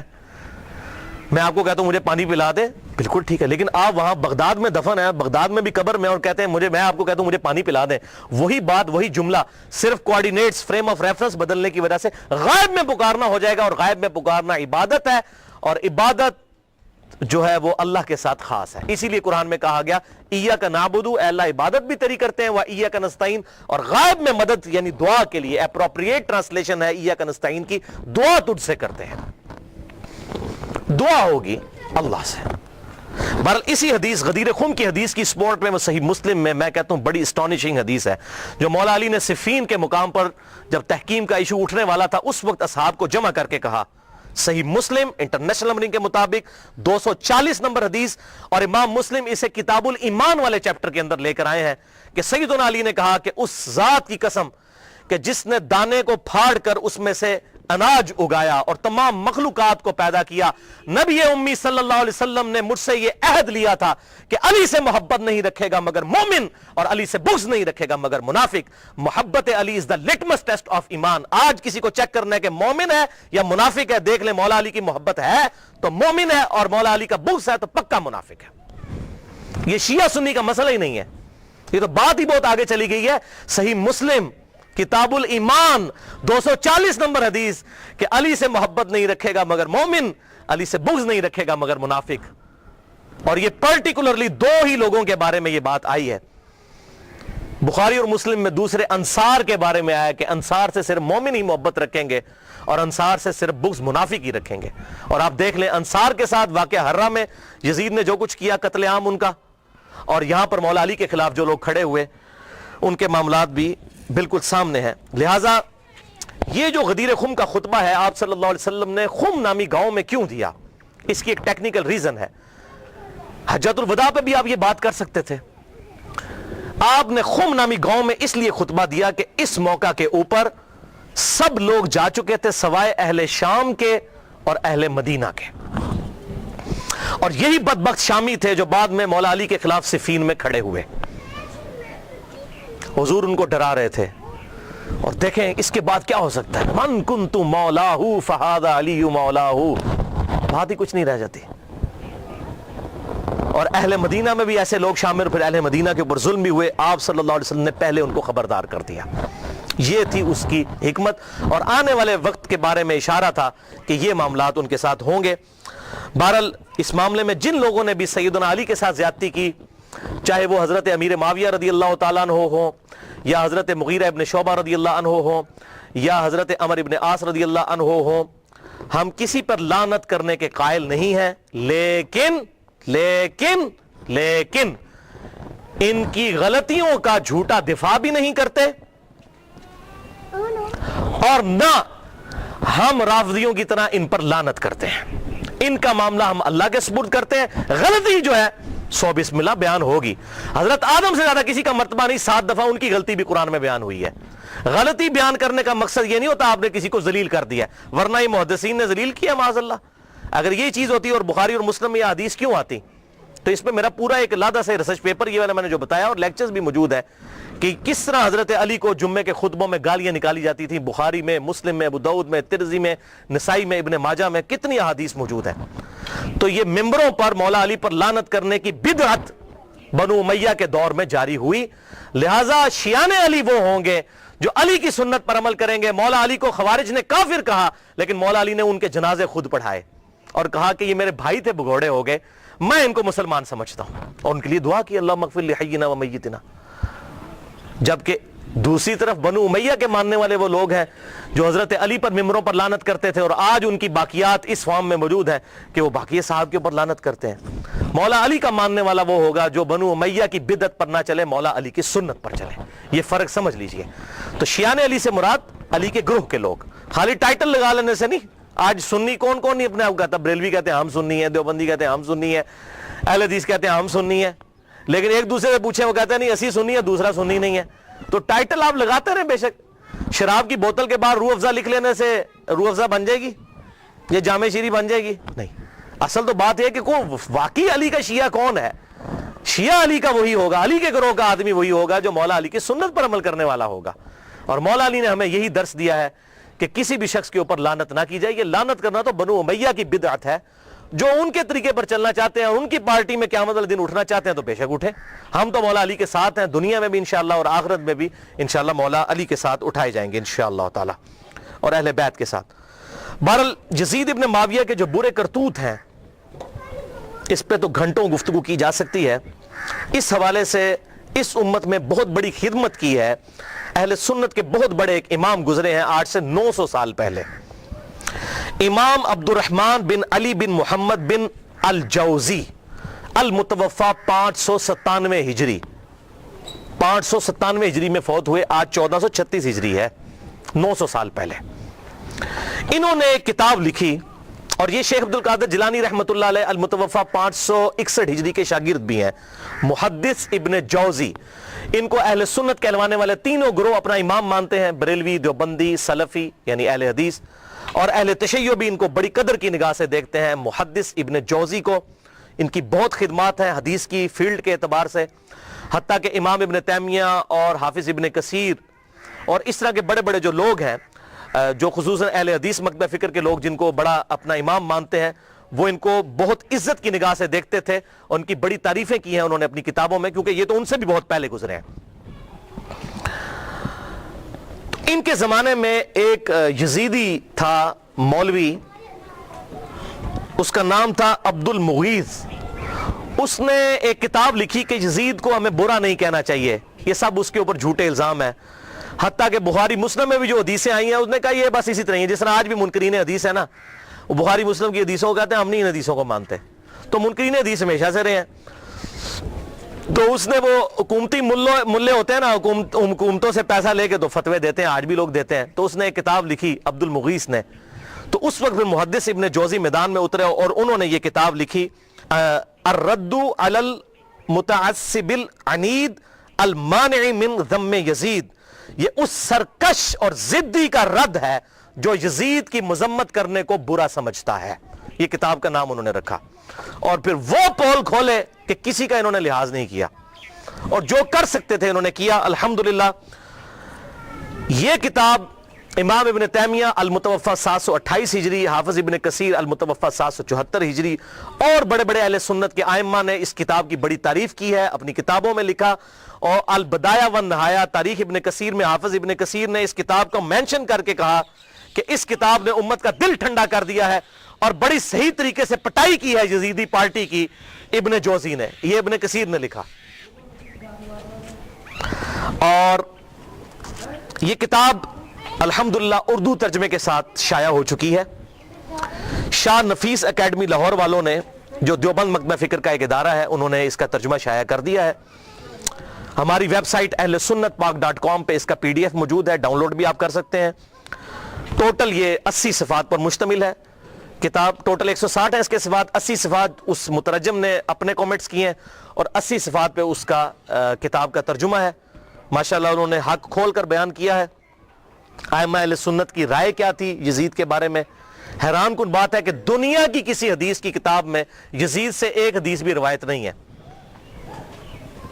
حضرت ابو بکر کے بیٹوں کی حدیثیں بخاری اور مسلم میں ہیں، حضرت عمر کے بیٹوں کی حدیثیں بخاری اور مسلم میں ہیں، حضرت علی کے بیٹوں کی حدیثیں بخاری اور مسلم میں ہیں، لیکن یزید کی کوئی روایت دنیا کی کسی کتاب میں موجود نہیں ہے۔ حالانکہ ان کے بھی والد حضرت امیر معاویہ رضی اللہ تعالیٰ عنہ 40 سال تک مسلمانوں کے حکمران رہے ہیں، 20 سال تک گورنر، اور پھر 20 سال بعد صلح حسن کے بعد حکومت سنبھالی، لیکن کسی نے ان کے بیٹے سے حدیث نہیں لی کیونکہ مجرور راوی تھا۔ تو یہ سارے اقوال محدثین کے انہوں نے جمع کیے، اور محدث جو ہوتے ہیں نا وہ بالکل نیوٹرل لوگ ہوتے ہیں، وہ حکومتی ملا نہیں ہوتے ہیں کہ پیسے لے کے فتوے دیں۔ محدث تو حق بات کرتا ہے، جو مجرور راوی ہے وہ مجروح ہے۔ حتیٰ کہ آپ بخاری اور مسلم میں یہاں تک حضرت علی کے بیٹوں کی، حضرت علی کے پوتوں کی، ان کے پڑپوتوں تک کی حدیثیں موجود ہیں بخاری اور مسلم کے اندر۔ امام باقر کی حدیثیں، امام جعفر کی حدیثیں، امام موسیٰ کاظم کی حدیثیں، امام علی رضا کی حدیثیں، امام زین العابدین کی حدیثیں، یہ اہل سنت کے ہاں آپ کو ملیں گی، لیکن یزید کی کوئی حدیث نہیں آپ کو اہل سنت کی کسی کتاب میں نہیں ملے گی۔ حالانکہ وہ اس کے باپ صحابی ہیں، 40 سال تک مسلمانوں کے حکمران رہے ہیں، ڈومیننٹ پرسنالٹی رہے ہیں۔ کوئی ایک روایتی محدث لے لیتا نا کہ 40 سال میں اپنے باپ سے کچھ سیکھا ہوگا انہوں نے، کوئی نہیں، کیونکہ وہ کہتے تھے یہ ظالم شخص ہے، یہ اس قابل ہی نہیں کہ اس سے حدیث لی جائے۔ وہ احمد بن حنبل کا قول میں انشاءاللہ بیان بھی کر دوں گا اس میں۔ تو بہرحال یہ کتاب PDF فارم میں اگر کسی کو چاہیے ہو تو مجھے ای میل کر سکتے ہیں mirza_95@yahoo.com پہ، میں آپ کو یہ بھجوا بھی سکتا ہوں۔ بھائیو، آپ صلی اللہ علیہ وسلم کی وفات کے 50 سال کے بعد 60 ہجری میں حضرت امیر معاویہ رضی اللہ تعالیٰ عنہ فوت ہوئے، اور جاتے جاتے انہوں نے اپنی زندگی میں ہی مرنے سے 4 سال پہلے ہی اپنے بیٹے یزید کے لیے بیعت لینا شروع کر دی۔ صحیح بخاری میں آتا ہے کہ صحابہ اکرام سخت خلاف تھے کہ آپ یہ کیا کرنے جا رہے ہیں، امت کو کس ڈگر پہ چلا کر جا رہے ہیں، لیکن تلوار کے زور پر اپنے بیٹے کی بیعت لی۔ صحیح بخاری میں موجود ہے، یہ کہتے ہیں جی بیعت کر لی تھی، بیعت کر لی تھی، گن پوائنٹ پہ بیعت کی، تو بیعت تو دل ہی ماننے کا نام ہے، اور میں حضرت عمر کا فتویٰ بھی اینڈ پہ بتاؤں گا صحیح بخاری سے کہ جو تلوار کے زور پر بیعت ہو اس کو حضرت عمر کہتے ہیں یہ بیعت ہی نہیں ہے. تو صحابہ کرام نے مخالفت کی, لیکن وہ جو معاملہ ہونا تھا وہ ہوا. وہ میں نے مسئلہ نمبر 101 میں ڈیٹیل کے ساتھ بیان کیا. آج ٹاپک کو میں چھیڑوں گا نہیں کیونکہ آلریڈی میں اس کو ایڈریس کر چکا ہوں. بہرحال اس حوالے سے صحیح بخاری میں انٹرنیشنل نمبر کے مطابق 120 نمبر حدیث ہے. حضرت ابو ہریرہ کہتے ہیں میں نے حضور صلی اللہ علیہ وسلم سے 2 پیالے لیے, ایک میں نے تمہارے سامنے ظاہر کر دیا, یعنی یہ جو شریعت کا علم ہے حدیثیں میں نے بیان کر دی, اور دوسرا پیالہ ایسا ہے اگر میں تمہیں بتاؤں تو تم میری شہرت کاٹ دو. ایسی باتیں مجھے حضور نے بتائی ہیں.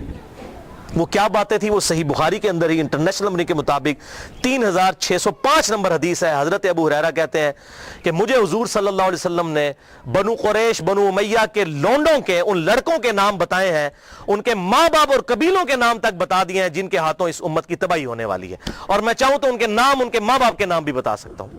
جیسے حضرت حذیفہ ابن یمان کو حضور صلی اللہ علیہ وسلم نے منافقین کے نام بتائے تھے, حضرت ابو ہریرہ کو ان لوگوں کے نام بتا دیے تھے جن کے ہاتھوں امت کی تباہی ہونے والی تھی, بنو امیہ کے وہ لڑکے. حتیٰ کہ اسی حدیث کے تحت فتح الباری میں امام ابن حجر اسقلانی رحمہ اللہ المتوفی 852 ہجری وہ لکھتے ہیں, اور بڑی انہوں نے اسناد مختلف کتابوں سے المصنف ابن ابی شیبہ سے باقی کتابوں سے جمع کی کہ حضرت ابو ہریرہ یہ دعا کیا کرتے تھے, اے اللہ مجھے 60 ہجری تک باقی نہ رکھنا اور لڑکوں کی حکومت سے پہلے موت دینا.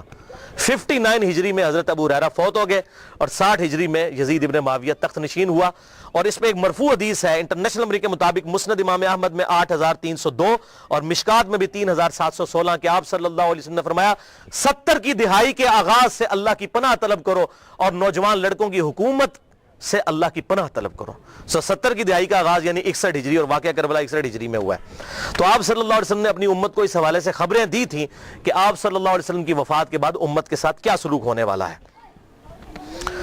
تو اس کے ظلم کی داستان بہت طویل ہے. یہاں پر میں اس کے 3 بڑے بڑے سیاہ کارنامے ذکر کروں گا احادیث کی کتابوں سے, تاریخ نہیں. اگر تاریخ میں نے بتایا تاریخ میں اگر 10 باتیں یزید کے حق میں ہیں نا تو 1000 اس کے خلاف ہیں. لیکن کیا کرتے ہیں یہ حکومتی ملے, وہ چند ایک باتیں نقل کر کے تو پھر دفاع کرنے کا کوشش کرتے ہیں, اور پھر کتابوں پہ پابندی لگ جاتی ہے. وہ جو جھوٹی کتاب صلاح الدین یوسف صاحب نے لکھی, وہ گورنمنٹ نے پابندی لگا دی.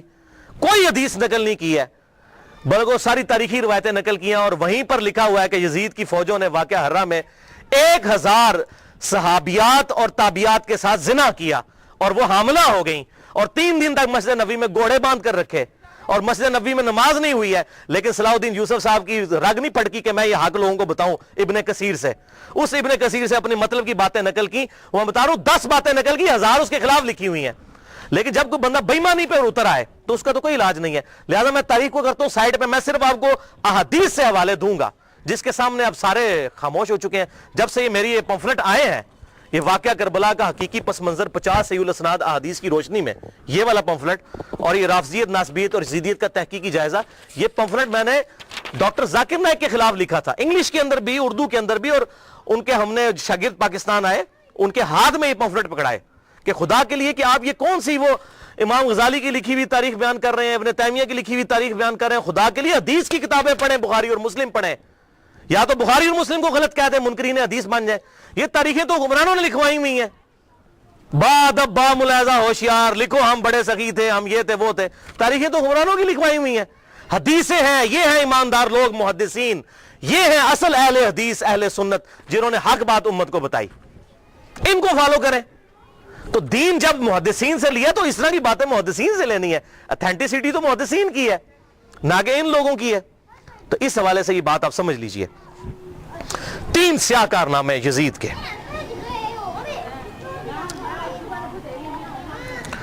پہلا سیاہ کارنامہ 61 ہجری میں آپ صلی اللہ علیہ وسلم کی وفات کے بعد 50 سال کے بعد عبید اللہ ابن زیاد کو گورنر لگا کر اس کے ذریعے سیدنا حسین ابن علی رضی اللہ تعالی عنہ کو شہید کروایا.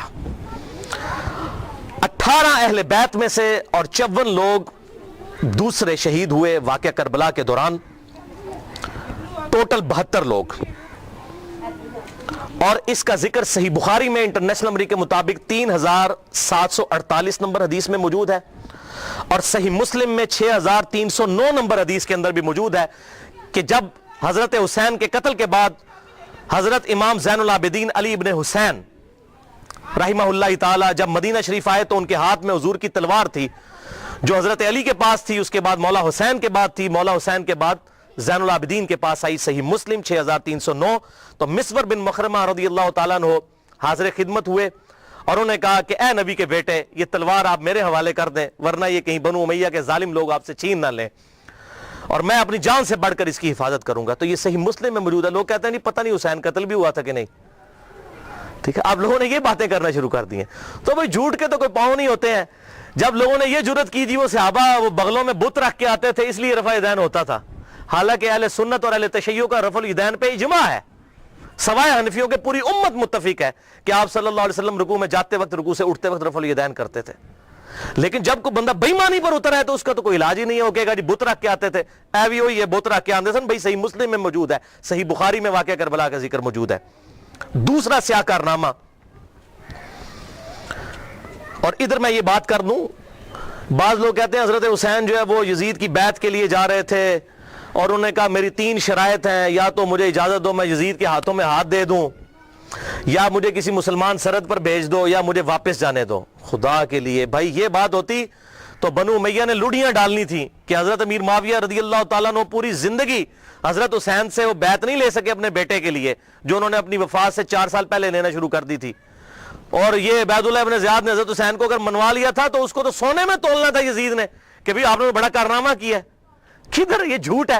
انصاب الاشراف کتاب سے یہ پیش کرتے ہیں، شیخ زبیر لیزئی صاحب نے پوری تحقیق لکھی ہے کہ یہ کتاب ہی ثابت نہیں صحیح سند کے ساتھ، اور اس کتاب میں تو ایسی ایسی حدیثیں ہیں کہ کئی صحابہ کا ایمان ہی ثابت نہیں ہوگا اگر اس کتاب کو انصاب الاشراف کو پیش کریں۔ اور یہ جو روایت ہے وہ روایت بھی منقطع ہے۔ حلال بن صاف یہ بیان کرتے ہیں ان کا واقعہ کربلا میں ہونا ثابت ہی نہیں ہے، اور منقطع روایت کوئی حجت نہیں ہوتی ہے، تو یہ کتاب بھی ثابت نہیں، بالکل جھوٹ ہے۔ پوری امت بیعت کر لیتی، حضرت حسین بیعت نہ کرتے اس وقت تک ان کو سکون نہ آتا۔ کیوں؟ حسین کا بیعت کرنے کا مطلب تھا کہ آل محمد نے بنو امیہ کی بدماش حکومت کو اسلامی حکومت تسلیم کر لیا ہے۔ اس لیے آپ دیکھیں ایک حسین نے بیعت نہ کی تو یار کیا ہوا، کوئی فرق نہیں پڑتا، چھوڑ دو۔ حضرت سعد ابن عبادہ نے بخاری مسلم میں آتا ہے کہ حضرت ابوبکر و عمر کی بیعت نہیں کی، تو کیا حضرت ابوبکر نے ان کو قتل کروا دیا تھا؟ نہیں۔ 6 مہینے تک حضرت علی نے بھی بیعت نہیں کی، بخاری اور مسلم میں آتا ہے، کیا قتل کروا دیا؟ تو یہ بات کرنا بڑا آسان ہوتا ہے، ایسے معاملات ہوتے نہیں ہیں۔ حق بات وہی ہے جو کتابوں کے اندر لکھی ہے، باقی لوگ جتنی باتیں کرتے رہے وہ سب جھوٹی کہانیاں ہوتی ہیں۔ تو یہ دوسرا سیاہ کارنامہ یہ تھا کہ جب حضرت حسین کو شہید کیا گیا تو ظاہر ہے امت میں کوہرام مچ گیا، تو جن لوگوں نے تلوار کے زور پر بیعت کی ہوئی تھی، دبے ہوئے تھے، وہ بھی میدان میں اترے۔ انہوں نے کہا کہ ہم یزید ابن معاویہ کی بیعت توڑ کے اس کو پھینک دیتے ہیں۔ سب سے پہلے اہل مدینہ نے بغاوت کی، اور صحیح مسلم میں کتاب الامارہ چیپٹر میں موجود ہے یہ چیز، امارت کے بیان والے چیپٹر میں صحیح مسلم کے اندر۔ اور جب بیعت توڑی تو ظاہر ہے کہ پھر یزید کو غصہ آیا، اس نے پھر فوج اپنی بھجوائی اور اس نے اہل مدینہ کے اوپر جو ہے وہ چڑھائی کر دی۔ 3 دن تک مدینہ الرسول کو حلال ٹھہرا لیا کہ وہ حضرت عثمان غنی رضی اللہ تعالیٰ عنہ جنہوں نے شہادت گوارا کر لی لیکن مدینے میں اپنے دفاع میں تلوار نہیں اٹھنے دی کہ مدینہ الرسول میں میری وجہ سے خون نہ گرے، اس یزید ظالم شخص نے مدینے پر حملہ کروایا اور قتل عام مسلمانوں کا کروایا۔ صحیح بخاری میں کتنی حدیثیں میں ان کے حوالے دے دیتا ہوں۔ صحیح بخاری میں 2604، 2959، 4024، 4906، یہ صحیح بخاری میں ہے۔ صحابہ کا قتل عام کروایا۔ یہ کہتے ہیں صحابہ کے گستاخ، اور جنہاں دے چمچے ہونا سب تو بڑے گستاخ او جے صحابہ دے جنہاں نے صحابہ نو قتل کیتا جے۔ گالی دینا تے چھوٹا جرم ہے، قتل کروانا بڑا جرم ہے، اور گالی بھی میں نے بتا دیا انہوں نے شروع کروائی ہوئی ہیں۔ یہ ساری بدعتیں بنو امیہ کی شروع کی ہوئی ہیں، ممبروں پر حضرت علی پر لعنت کرنا اور صحابہ کو قتل کرنا۔ اور صحیح مسلم میں 3339، 3319، 3323 سے لے کر 3333 تک یہ 15-20 احادیث ہیں جن کا لب لباب یہ ہے کہ آپ صلی اللہ علیہ وسلم نے ارشاد فرمایا جس نے اہل مدینہ کو ڈرایا، اہل مدینہ کو دھمکایا، یا مدینہ میں بدعت کو جاری کیا، مدینے والوں پر ظلم کیا، اس پر اللہ کی لعنت، اللہ کے فرشتوں کی لعنت اور تمام لعنت کرنے والوں کی لعنت۔ کہتے ہیں یزید پر لعنت نہ کریں، ہم کسی کلمہ گو اہل قبلہ کے اوپر لعنت کے قائل نہیں ہیں۔ آپ صلی اللہ علیہ وسلم نے ہمیں منع کیا ہے لیکن اس کا یہ مطلب نہیں کہ وہ لعنت کا اہل نہیں ہے، لعنت خود بخود ہو جائے گی۔ قرآن میں آیا لعنت اللہ علی الکاذبین، جھوٹوں پر اللہ کی لعنت۔ آپ میرے سامنے واضح جھوٹ بولیں، میں آپ کو لعنتی پھر بھی نہیں کہہ سکتا، حالانکہ آپ لعنت کے مستحق ہو رہے ہوں گے جھوٹ بول کے، خود بخود مستحق ہوں گے لعنت کے۔ اسی طریقے سے سورہ محمد کی آیت نمبر 22 اور 23 میں آتا ہے جو لوگ فساد فی الارض کرتے ہیں، زمین میں قتل ناحق کرتے ہیں، ان پر اللہ تعالیٰ کی لعنت ہوتی ہے۔ تو قرآن میں لعنت آئی ہے ظالموں کے اوپر، تو ہمیں تو بھیجنے کی ضرورت ہی نہیں، خود بخود جسے فٹ اسے گفٹ، جو ایسا کام کرے گا وہ خود لعنت کا مستحق ہو جائے گا۔ ہم کیوں لعنت بھیجیں، وہ خود بخود لعنت کے مستحق ہو گیا، وَلِعَاذُ بِاللَّهِ تعالی۔ اور اسی واقعہ، اس کو واقعہ حرہ کہتے ہیں، جس میں اہل مدینہ کو لوٹا گیا، اور یہاں تک کہ حافظ ابن کثیر جو آخری درجے تک اہل شام کا دفاع کرتے ہیں، لیکن یہاں پر وہ بھی تڑپ اٹھے اور انہوں نے کہا کہ یہ یزید نے جو ظلم ڈھایا، 1000 صحابیات اور تابعات بغیر شادی کے حاملہ ٹھہریں، زنا کیا یزید کی فوجوں نے، 3 دن تک مسجد نبوی میں گھوڑے باندھے وہاں پر پیشاب کرتے رہے اور مسجد نبوی میں نماز نہیں ہوئی۔ اور حتیٰ کہ پھر حافظ ابن کثیر تڑپ اٹھے جب مختار سقفی نے 22,000 قاتلین حسین کو ایک ایک لسٹ بنا کر قتل کیا، تو ابن کثیر کہتے ہیں کہ اس نے مسلمانوں کے دل ٹھنڈے کر دیے۔ ایک تو توابون کھڑے ہوئے 4000 کے قریب، لیکن وہ عبید اللہ ابن زیاد کا مقابلہ نہیں کر سکے۔ بعد میں مختار سقفی نے جس طریقے سے ان کو قتل کیا جو حضرت حسین کے خلاف کھڑے ہوئے تھے، اور آپ دیکھیں اس کا سرغنہ کون تھا، عمر ابن سعد ابن ابی وقاص، جنتی صحابی کا بیٹا۔ حضرت نوح علیہ السلام پیغمبر سے، بیٹا کیا نکلا؟ کافر۔ کہتے نہیں صحابہ کی اولاد، او بھئی نبی کی اولاد سے بڑھ کر کون ہو سکتا ہے؟ حضرت نوح کا بیٹا کافر، تو اس کی وجہ سے حضرت نوح کو تو کوئی لعن طعن نہیں کر سکتا۔ اسی طریقے سے عمر ابن سعد جیسے سعد ابن ابی وقاص جنتی صحابی ہیں، ایک مجلس میں جن 10 صحابہ کو بشارت ملی ان میں یہ بھی شامل ہے، اور آخری وقت تک یہ حق کی آواز بلند کرتے رہے الحمدللہ۔ اب سعد ابن ابی وقاص میں صرف بیان کروں کس طرح وہ حضرت علی کے فضائل امیر معاویہ کے دور میں بیان کرتے تھے اور ڈنکے کی چوٹ پہ کرتے تھے، اور جو لوگ حضرت علی پر لعنت کرتے تھے ان کے وہ خلاف کھڑے ہوتے تھے۔ یہ پورا ایک ٹاپک ہے بخاری اور مسلم کے اندر، جو کبھی ٹائم ملا تو میں انشاءاللہ بیان کروں گا۔ لیکن بیٹا آگے دیکھیں کیا نکلا۔ اسی واقعہ حرہ پر امام احمد بن حنبل رحمۃ اللہ علیہ کا قول صحیح سند کے ساتھ اسی ابن جوزی کی کتاب میں موجود ہے، صفحہ نمبر 40 پہ، جو عربی میں نسخہ ہے، اردو میں آپ کو مل جائے گا۔ یہ امام احمد بن حنبل سے ان کے شاگرد نے پوچھا یزید ابن معاویہ کے بارے میں کہ کیا آپ یزید ابن معاویہ کے بارے میں آپ کا کیا خیال ہے؟ یہ اب میں آپ کو بتانے لگوں کہ اہل حدیث کا کیا موقف تھا۔ سب سے بڑے اہل حدیث اہل سنت امام احمد بن حنبل المتوفا 241 ہجری، جو اہل سنت کے بڑے ائمہ ہیں، بخاری اور مسلم کے استاد ہیں، اور وہ کیا کہہ رہے ہیں؟ آپ حدیث میں کس کو لیتے ہیں کہ جی کس راوی پر بحث کرنی ہے؟ آپ کہتے ہیں یہ فلاں محدث اس کو ضعیف کہتا ہے۔ اب یہ سب سے بڑا امام اہل سنت کا کیا کہہ رہا ہے؟ وہ کہتے ہیں کہ یزید وہی ہے جس نے مدینے والوں کے ساتھ وہ کرتوت کیے جو اس نے کیے۔ شاگرد نے پوچھا یزید نے کیا کیا تھا؟ احمد بن حنبل نے فرمایا اس نے مدینے والوں کو لوٹا تھا۔ شاگرد نے پوچھا کیا ہم یزید سے حدیث بیان کر سکتے ہیں؟ احمد بن حنبل نے فرمایا یزید سے حدیث مت بیان کرو، اور کسی کے لیے یہ حلال ہی نہیں ہے کہ وہ یزید سے ایک حدیث بھی بیان کرے۔ پھر شاگرد نے پوچھا کہ جب یزید نے یہ حرکتیں کی تھیں تو کن لوگوں نے یزید کا ساتھ دیا تھا؟ تو احمد بن حنبل نے فرمایا اہل شام نے، یہ شامیوں نے یہ غلط کام کیا تھا جو یزید کے ساتھ مل کر اہل بیت کے ساتھ اور اہل مدینہ کے ساتھ ظلم ان پر ڈھایا تھا۔ یہ دوسرا کارنامہ۔ اور تیسرا سیاہ کارنامہ 64 ہجری میں، اسی دوران حضرت عبداللہ ابن زبیر رضی اللہ تعالیٰ عنہ، یہ وہ صحابی ہیں جن کے بارے میں صحیح بخاری میں آتا ہے، جب مسلمان ہجرت کر کے مدینہ شریف آئے تو یہودیوں نے کہا ہم نے مسلمانوں پر بندش کر دی ہے، ان کے گھر اب اولاد نہیں ہوگی، تو سب سے پہلے بیٹا پیدا ہوا حضرت ابو بکر کا نواسا عبداللہ ابن زبیر، حضرت عائشہ کی جو بہن تھی اسما بنت ابی بکر ان کا بیٹا عبداللہ ابن زبیر، اور حضور نے اپنے مبارک ہاتھوں سے ان کو گھٹی دی تھی کھجور چبا کر، صحیح بخاری میں آتا ہے۔ یہ وہ ہیں عبداللہ ابن زبیر صحابی، یہ بھی حضرت حسین کی طرح جن چند بڑے لوگوں نے بیعت نہیں کی۔ کون کون تھے ان میں؟ حضرت حسین ابن علی، علی کا بیٹا، حضرت عباس کا بیٹا عبداللہ ابن عباس، ابو بکر کا بیٹا عبد الرحمن بن ابی بکر، اور زبیر کا بیٹا ابن زبیر، عبداللہ ابن زبیر۔ تو یہ نمائندہ شخصیات ہی سامنے آتی ہیں نا۔ مجھے بتائیں آج اگر زرداری اور نواز شریف مل کے عمران خان کی بیعت کر لیں تو کیا یہ دو بندوں کی بیعت ہوگی؟ پوری پارٹی کی۔ یا عمران خان اور زرداری مل کے نواز شریف کی کر لیں یا عمران خان اور نواز شریف مل کے زرداری کی بیعت کر لیں تو کیا یہ دو بندوں کی بیعت ہوگی پوری پارٹی کی؟ وہ کہتے ہیں نہیں سب نے بیعت کر لی تھی، اور بھائی نمائندہ شخصیات تو امت کی یہی تھی نا، باقی تو سارے بیچارے اسی طرح ہوتے ہیں۔ حسین تے نہیں روزانہ ماما جمنیاں، حسین بننا سوکھ ہے۔ آپ نے بخاری میں حضرت ابو ہریرہ کا قول سن لیا کہ وہ کہتے ہیں مجھے ڈر ہے میں ان لوگوں کے نام بتاؤں تو مجھے قتل کر دو، تو انہوں نے اپنی جان بچائی، جان بچانا بھی فرض ہے۔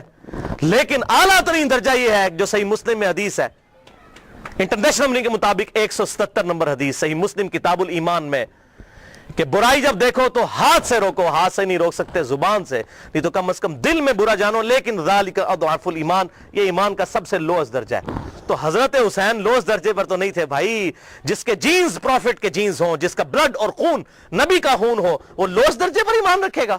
وہ تو آگے بڑھ کر باطل کا مقابلہ کرے گا۔ یہی وجہ ہے کہ حضرت حسین جو ہیں انہوں کو یہ ٹائٹل ملنا تھا۔ اور یہ بھی آپ بات یاد رکھیں، حضرت حسین نے حضور کی زندگی میں کیا کارنامہ کیا ہے؟ 6.5 سال عمر تھی، حضور صلی اللہ علیہ وسلم کی وفات ہو گئی۔ کارنامہ کرنا تھا۔ اسلام تقوی کی بنیاد پہ کسی کو ٹائٹل دیتا ہے، ان اکرمکم عند اللہ اتقاکم۔ حضرت حسین نے کون سا کارنامہ کیا تھا؟ کارنامہ بھائی کرنا تھا۔ جنتی نوجوانوں کا ٹائٹل اس لیے ملا کہ انہوں نے وہ کام کرنا تھا کہ جب امت سو چکی ہوئی تھی انہوں نے امت کو جگایا، اور ایسی بھی امت جاگی کہ آج تک جب بھی کہیں پر ظلم ہوتا ہے حسین کی مثال پیش کی جاتی ہے۔ لوگ کہتے ہیں کیا ہوا جی، حسین کے ساتھ بھی تو 72 لوگ تھے نا، اگر ہم تھوڑے ہیں۔ سورہ نحل میں آیا کہ ابراہیم علیہ السلام اکیلے ہی پوری امت تھے۔ حق تھوڑا ہو، حق حق ہے، باطل باطل ہے، چاہے وہ کثرت میں کتنا ہی زیادہ ہو۔ ٹھیک ہے، تو یہ بات آپ سمجھیے اس حوالے سے۔ تو عبداللہ ابن زبیر نے بھی بغاوت کی، انہوں نے حجاز، مکہ، مدینہ اور پورے ایریے پر انہوں نے اپنی خلافت قائم کر لی، اور یزید صرف شام تک رہ گیا۔ تو پھر یزید نے عبداللہ ابن زبیر رضی اللہ تعالیٰ عنہ کو قتل کرنے کے لیے اور ان کی حکومت کو ختم کرنے کے لیے جو خلافت تھی، اپنے گورنروں کو بھیجا، سپہ سالاروں کو بھیجا۔ 64 ہجری کا یہ واقعہ ہے، اور یہ صحیح مسلم میں انٹرنیشنل نمبر کے مطابق 3245، صحیح مسلم 3245 نمبر حدیث ہے کہ ابن زبیر پر جب حملہ کیا اس دوران خانہ کعبہ کو منجنیق سے پتھراؤ کیا گیا، غلاف کعبہ بھی جل گیا۔ 3245 صحیح مسلم۔ یہ کرتوت ہیں، کہتے ہیں جی وہ تو یہ تھے جنتی تھے، وہ بھی میں پول کھولنا کہڑے پاس جنتی سی ہو۔ صحیح مسلم 3245 خانہ کعبہ کو جلا دیا۔ لیکن پھر اس دوران پہلے واقعہ کربلا، اس کے بعد واقعہ حرہ ہوا، اور پھر ابن زبیر پہ جب حملہ کیا اسی دوران یزید مر گیا 64 ہجری کے اندر۔ جب مرا تو پھر ابن زبیر نے اسی جنگ کے دوران وہ مر گیا، ابن زبیر نے کہا کہ جاؤ اپنے شیطان کی خبر لو، وہ مر گیا۔ تو پھر اس کی فوج تتر بتر ہو گئی۔ پھر 9 سال تک خلیفہ رہے اس پورے ایریے کے اوپر عبداللہ ابن زبیر۔ پھر جب عبد الملک بن مروان کے مرنے کے بعد بنا، اس نے پھر حجاج ابن یوسف کو بھیجا، پھر دوبارہ خانہ کعبہ پہ حملہ ہوا، اور وہ بھی صحیح مسلم 6496 نمبر حدیث میں موجود ہے۔ پھر ابن زبیر کو حجاج ابن یوسف نے، جو اسی بنو امیہ کی باقیات تھی، اس نے قتل کر کے خانہ کعبے کے دروازے پہ ان کی لاش، صحابی رسول کی لاش لٹکائی 1 ہفتے تک کے لیے۔ صحیح مسلم 6496۔ ابن زبیر کو 74 ہجری کے اندر شہید کر دیا گیا۔ یہ بھی انہی کا کارنامہ تھا۔ اب یہاں پر میں کسی محدث کا فتویٰ، کسی محقق کا فتویٰ، کسی حکومتی ملے کا فتویٰ، کسی روزی روٹی چلانے والا دین سے اس کا فتویٰ نہیں، امیر المؤمنین سیدنا عمر ابن خطاب رضی اللہ تعالیٰ عنہ کا فتویٰ صحیح بخاری سے پیش کرنے لگا ہوں۔ انٹرنیشنل نمبر کے مطابق صحیح بخاری میں 6830، سیدنا عمر کا جب آخری حج تھا تو آپ کو کسی نے آ کر خبر دی، اس کے بعد آپ شہید ہو گئے، کہ لوگوں میں یہ چیما گوئیاں ہیں کہ جب عمر مر جائے گا تو ہم فلاں شخص کو اپنا خلیفہ بنا لیں گے، خود ہی چن لیں گے۔ اب یہ فلاں کون ہے، اس کو تلاش کرنا، یہ فلاں کون تھا خلافت کا لالچی، یہ آپ کے لیے اسائنمنٹ ہے۔ فلاں شخص کی ہم بیعت کر لیں گے۔ حضرت عمر کو اتنا غصہ آیا کہ مسلمانوں کے مشورے کے بغیر، صحیح بخاری 6830، بڑی لمبی حدیث ہے، حضرت عمر فاروق رضی اللہ تعالیٰ عنہ ممبر پر چڑھے، اور ابن عباس کہتے ہیں کہ میرا گھٹنا جو ہے نا وہ بالکل ممبر کے ساتھ ٹچ تھا جب میں نے یہ حضرت عمر کا خطبہ خود سنا، اور حضرت عمر اتنے غصے میں تھے، میں نے کہا کہ آج تو یہ، بلکہ صحیح بخاری اسی حدیث میں آتا ہے کہ عبد الرحمن بن عوف کہتے ہیں کہ آپ تو عرفات کے میدان میں خطبہ دینے لگے تو میں نے کہا امیر المومنین یہاں پر ہر طرح کے لوگ موجود ہیں, کوئی پڑھے لکھے ہیں, کوئی ان پڑھ ہیں, تو آپ کی بات کا کوئی اور مطلب نہ لے لیں, آپ صبر کریں, مدینہ جا کے خطبہ دیں.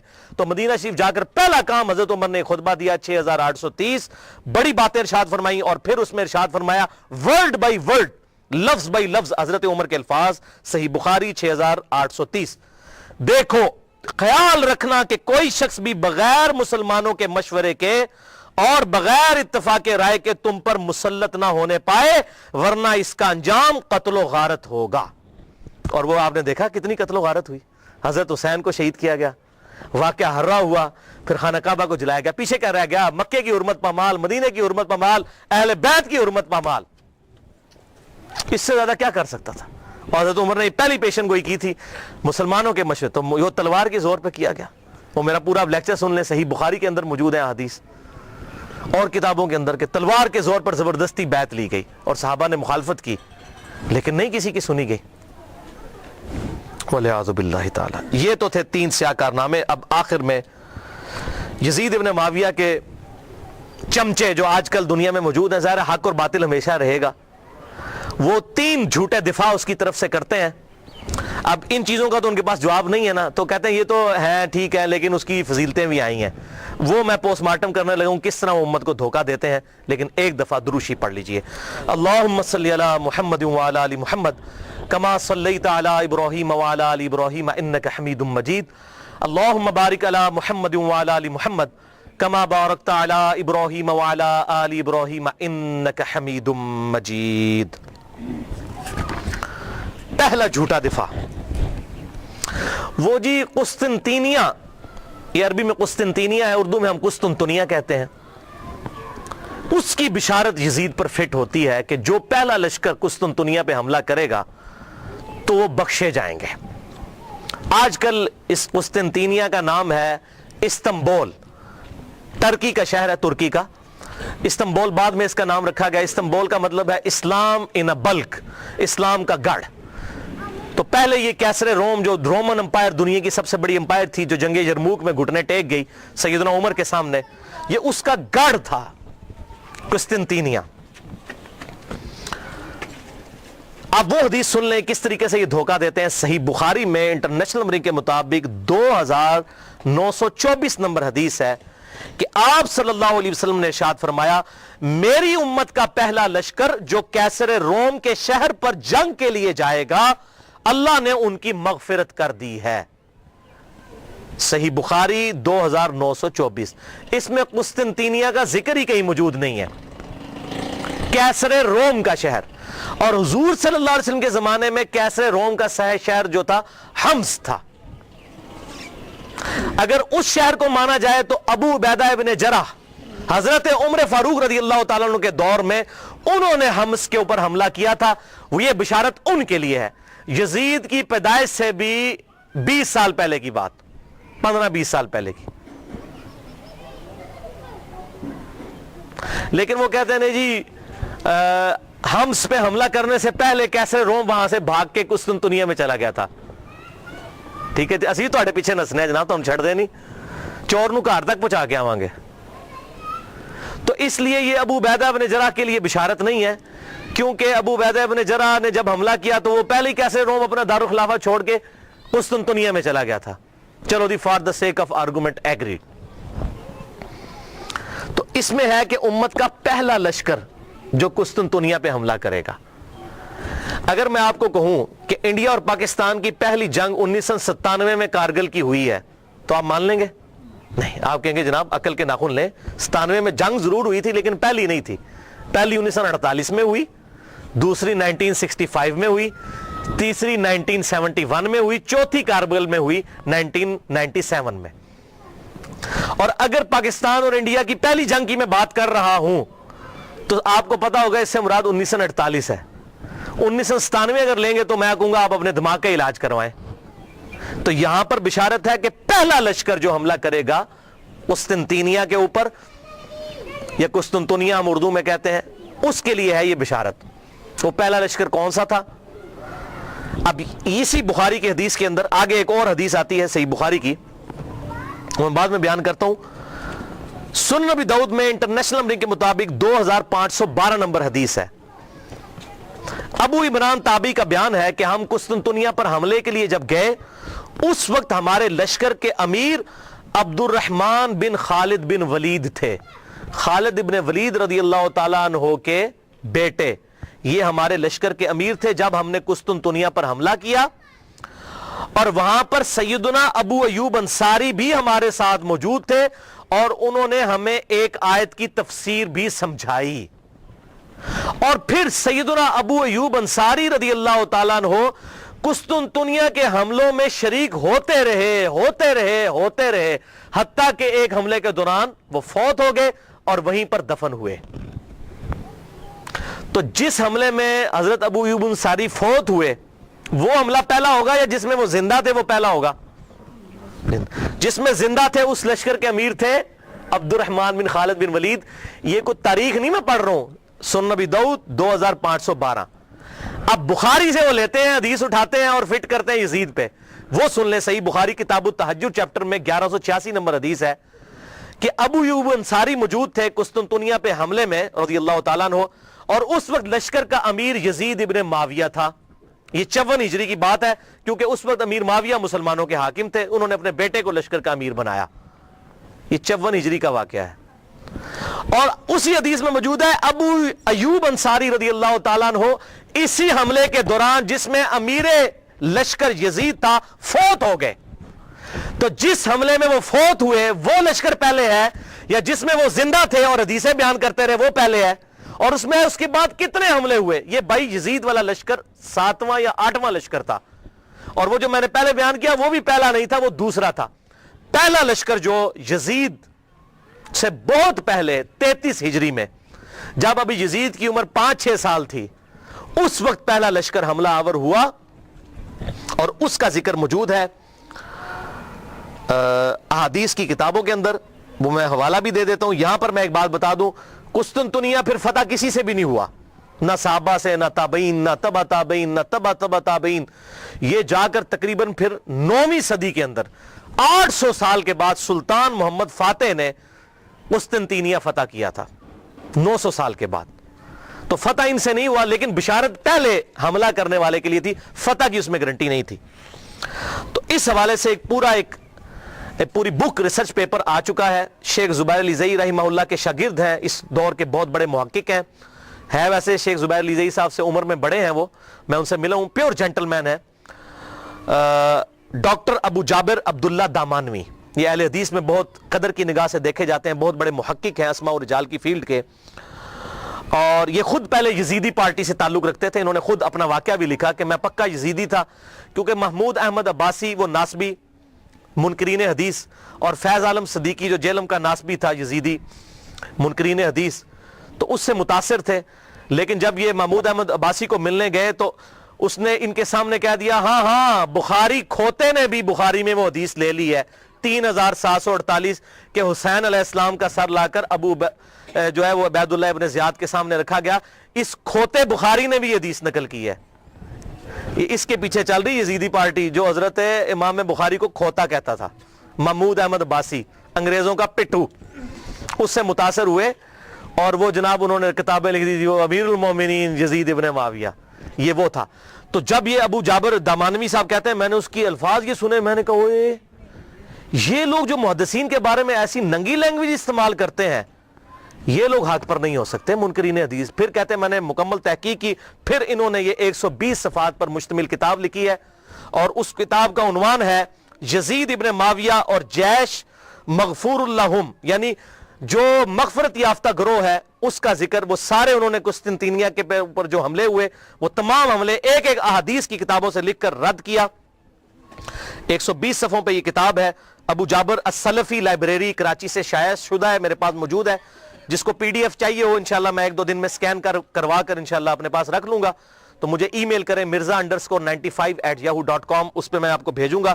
اس میں انہوں نے ٹروتھ ریویل کیا کہ نہ تو قسطنطنیہ پہ حملہ پہلا یزید نے کیا اور نہ ان کے والد معاویہ بن ابی سفیان رضی اللہ تعالیٰ عنہ نے کیا, بلکہ سب سے پہلا حملہ قسطنطنیہ پہ جس شخص نے کیا وہ حضرت عبداللہ ابن زبیر کے بھائی تھے, منذر بن زبیر رحمہ اللہ.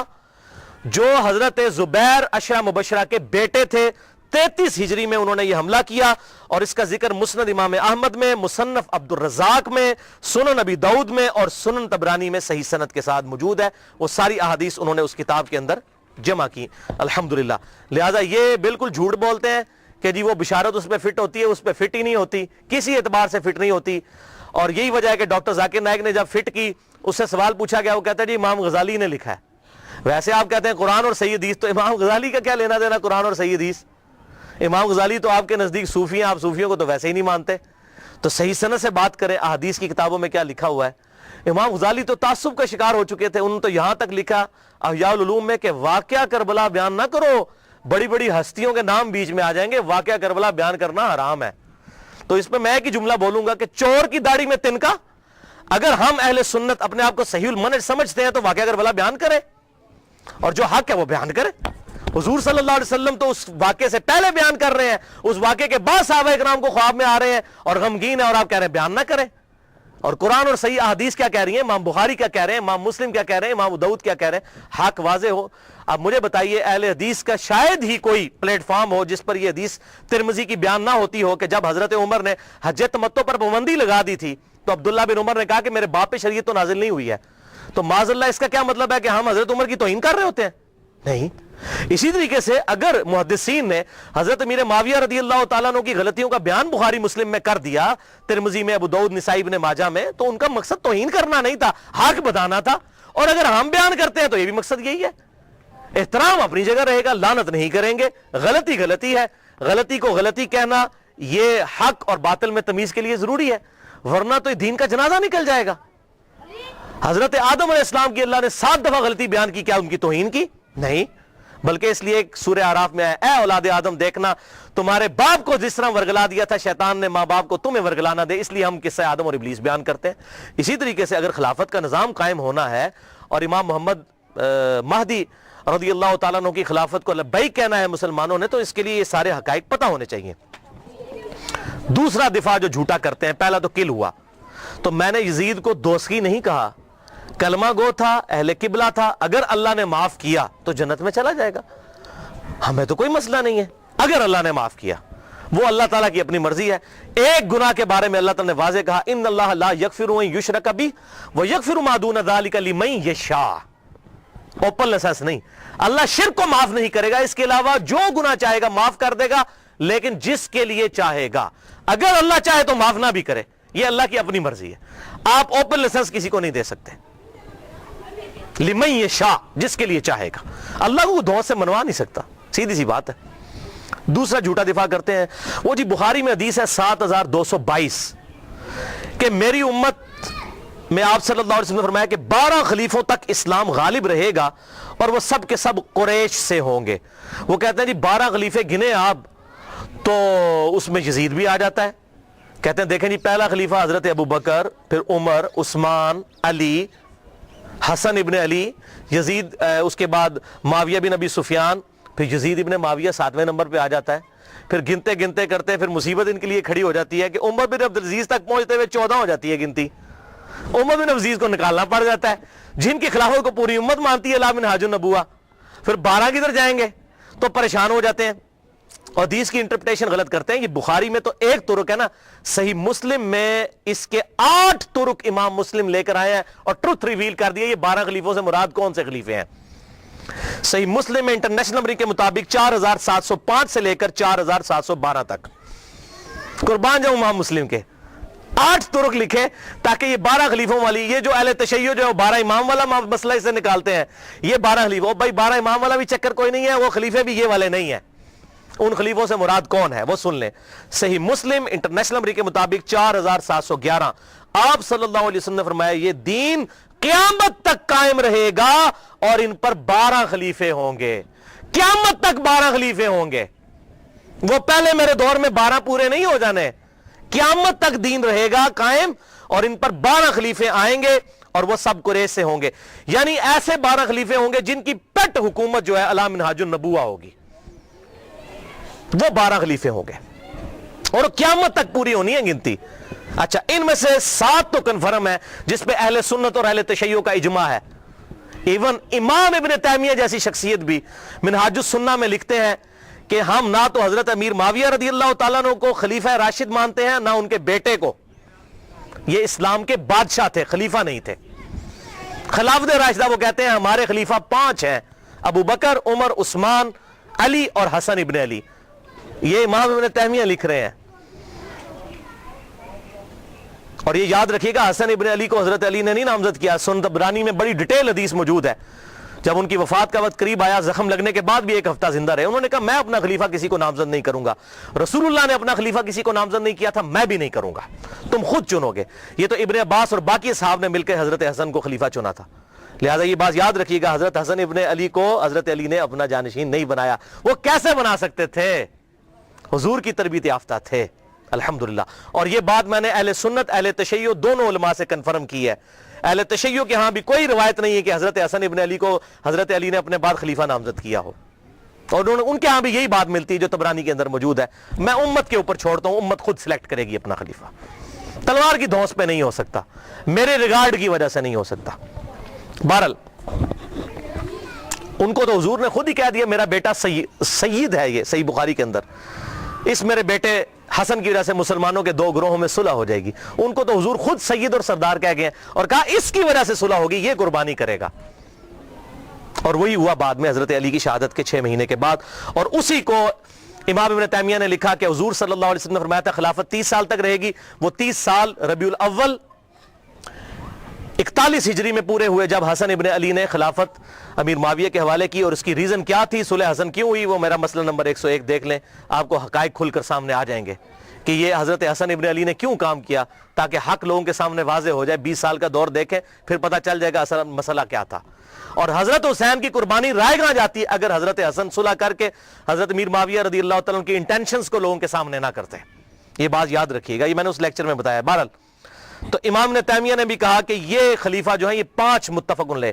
تو ٹوٹل 7 پہ آج تک امت متفق ہے، اہل سنت اور اہل تشیع. پہلے خلیفہ ابو بکر، دوسرے عمر، تیسرے عثمان، چوتھے علی، 5ویں حسن ابن علی. 5 ہو گئے جی. اور چھٹے خلیفہ عمر بن عبد العزیز. یہ 6 ہیں علی منہاج النبوہ.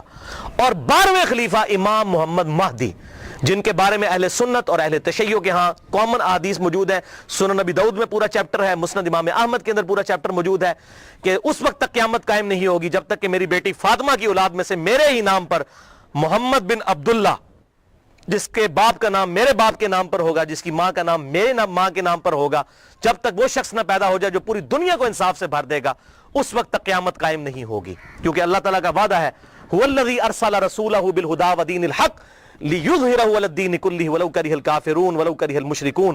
وہی اللہ ہے جس نے اپنے محبوب صلی اللہ علیہ وسلم کو دین حق الہدا یعنی قرآن اور دین حق کے ساتھ مبعوث کیا تاکہ سارے ادیان پر غالب کر دے. اور یہ غلبہ قرب قیامت میں امام محمد مہدی کے ذریعے ہونا ہے. حضور کی بشارتیں موجود ہیں، وہ ہوں گے 12ویں خلیفہ. تو 7 کنفرم ہے. اس دوران وقتاً فوقتاً اچھے خلیفہ آئیں گے. تو یہ قیامت تک کا ذکر ہے. لہٰذا اس حوالے سے جو لوگ ڈیفینڈ کرنے کی کوشش کرتے ہیں، کبھی حضرت معاویہ کو بیچ میں شامل کرتے ہیں، ایسا معاملہ ہے نہیں ہے. خود سارے اہل سنت لکھتے گئے کہ حضرت امیر معاویہ رضی اللہ تعالیٰ عنہ اسلام کے خلیفہ راشد نہیں ہیں، بلکہ خلافت راشدہ ابو بکر، عمر، عثمان و علی اور حسن ابن علی. وہ 30 سال مکمل ہوئے، وہ انشاءاللہ آگے حدیث آ بھی جائے گی. اور یہ ساری بحث شیخ البانی رحمہ اللہ نے سلسلہ احادیث صحیحہ میں انٹرنیشنل نمبر کے مطابق 459 نمبر حدیث کے تحت بھی کی ہے. اب تیسرا اور آخری جھوٹا دفاع جو آج کل مارکیٹ میں آیا ہے تازہ تازہ، اور یہ آخری ان کے پاس حربہ تھا، میں نے کہا اس کو بھی میں انشاءاللہ کلیئر کر دوں. وہ ایک حدیث پیش کرتے ہیں المعجم الکبیر طبرانی سے، جلد 11 صفحہ 88، انٹرنیشنل نمبر کے مطابق 11138. سلسلہ احادیث صحیحہ میں شیخ البانی 3270 نمبر حدیث یہ لے کر آئے، اور 459 نمبر حدیث کے تحت بھی یہ ساری بحث کی. اور اسی کو بنیاد بنا کر کچھ لوگوں نے میرے پمفلٹ کا جواب دینے کی کوشش کی، حالانکہ یہ 50 حدیثوں میں سے ایک حدیث کو بھی ایڈریس نہیں کیا. سوال گندم، جواب چنا. اور اس کو لے کر، اور وہ جب 50 حدیثوں کی بات کرتے ہیں کہتے ہیں جی ہمارے پاس ان حدیثوں کے جواب نہیں ہے، اللہ کے سپرد معاملہ. تو اللہ کے سپرد ہے تو آپ جگہ جگہ کیوں یزید کو جنت کی بشارتیں جھوٹی دیتے جا رہے ہیں؟ ہمیں کہتے ہیں آپ نے کیوں چھیڑا. میں آپ کو قسم اٹھا کے کہتا ہوں جب تک ڈاکٹر ذاکر نائک نے یہ مسئلہ نہیں اٹھایا تھا مجھے تو اس مسئلے کی کوئی تحقیق بھی نہیں تھی. میں نے بعد میں تحقیق کی.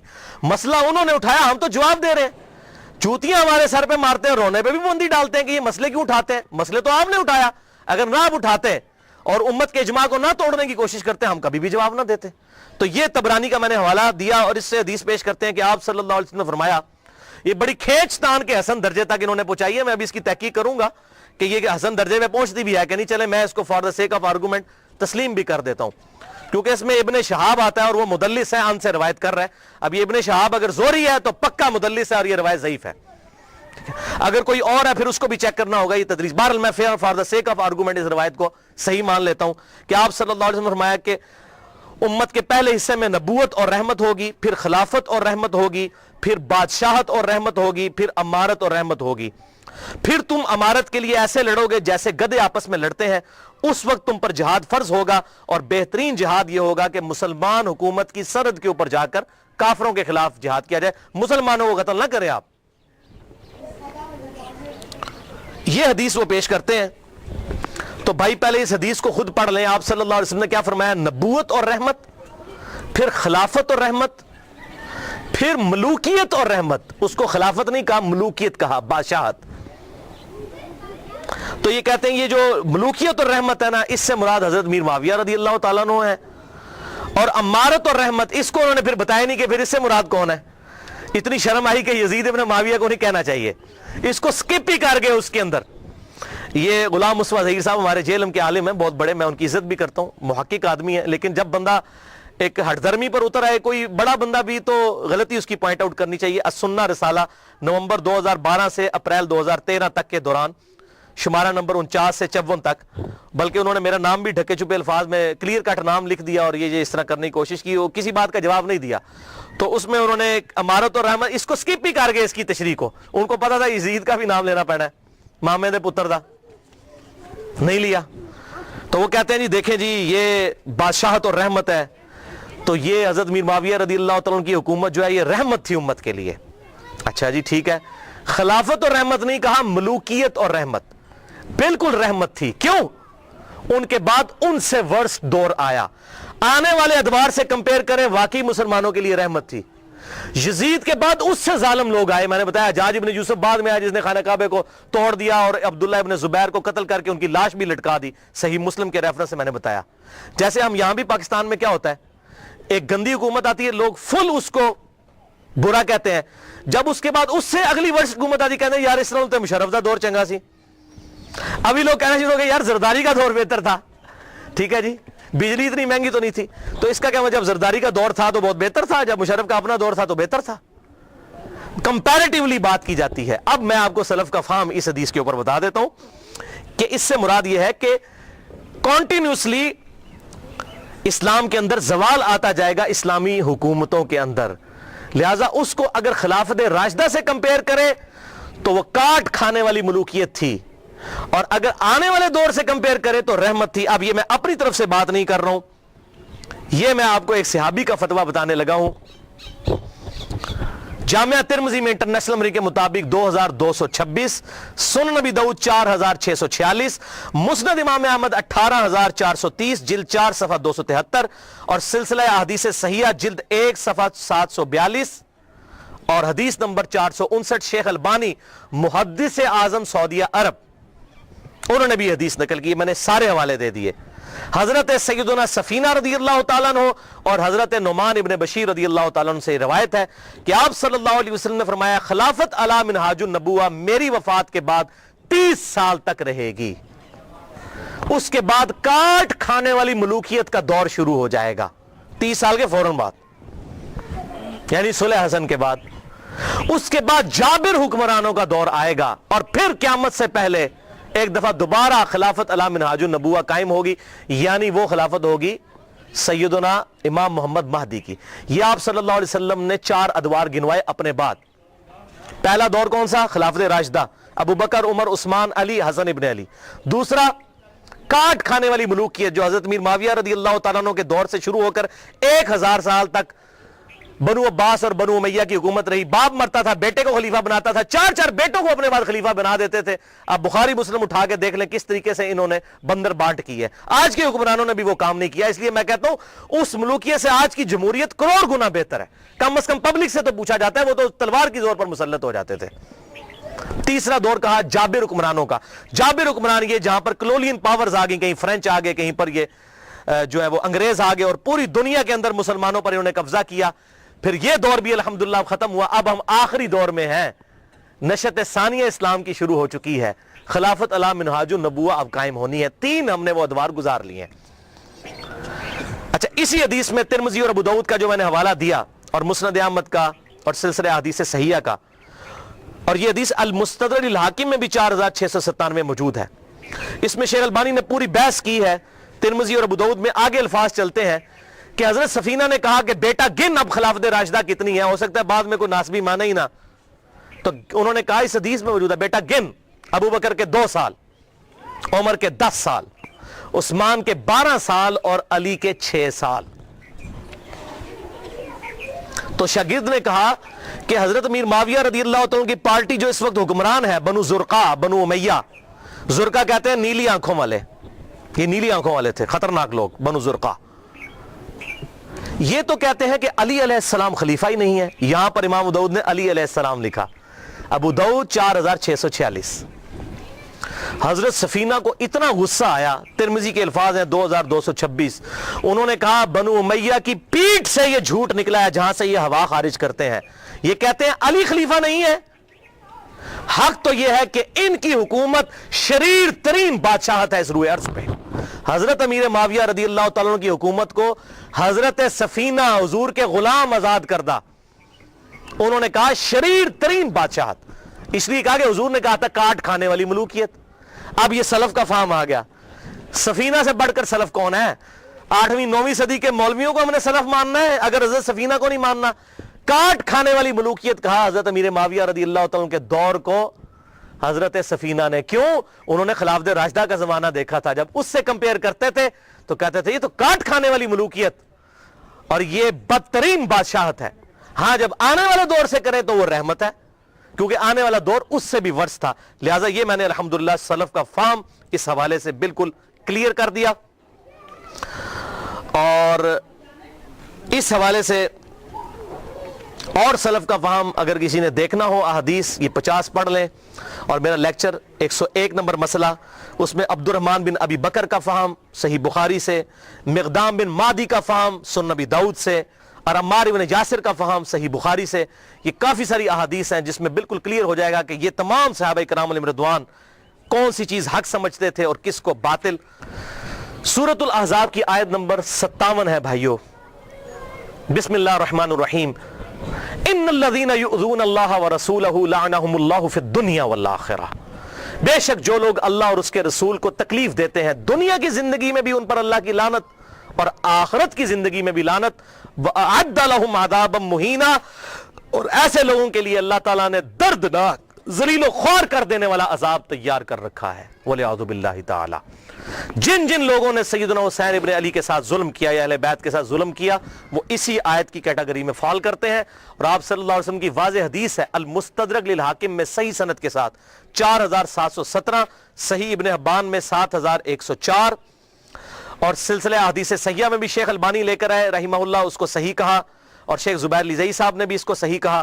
آپ صلی اللہ علیہ وسلم نے فرمایا اس ذات کی قسم جس کے قبضہ قدرت میں میں محمد صلی اللہ علیہ وسلم کی جان ہے, جو بھی ہم اہل بیت کے ساتھ بغض رکھے گا اللہ تعالیٰ اسے ضرور دوزخ کی آگ میں داخل کرے گا. بغض رکھے گا, یہ کہتے ہیں لعنت نہ بھیجو, بغض کی بات ہو رہی ہے, صرف دل میں بغض رکھنے والا دوزخ میں جائے گا. اور حضور نے قسم اٹھا کر کہا, اور اسی کا طرق جو المستدرک للحاکم میں 4712 ہے ابن عباس رضی اللہ تعالیٰ عنہ سے, آپ صلی اللہ علیہ وسلم نے فرمایا اگر کوئی شخص مقام ابراہیم اور حجر اسود کے درمیان نمازیں پڑھے اور روزے رکھے, اگر وہ بھی اس حال میں مر جائے کہ اس کے دل میں اہل بیت کا بغض تھا تو اللہ تعالیٰ اسے بھی ضرور دوزخ میں داخل کرے گا.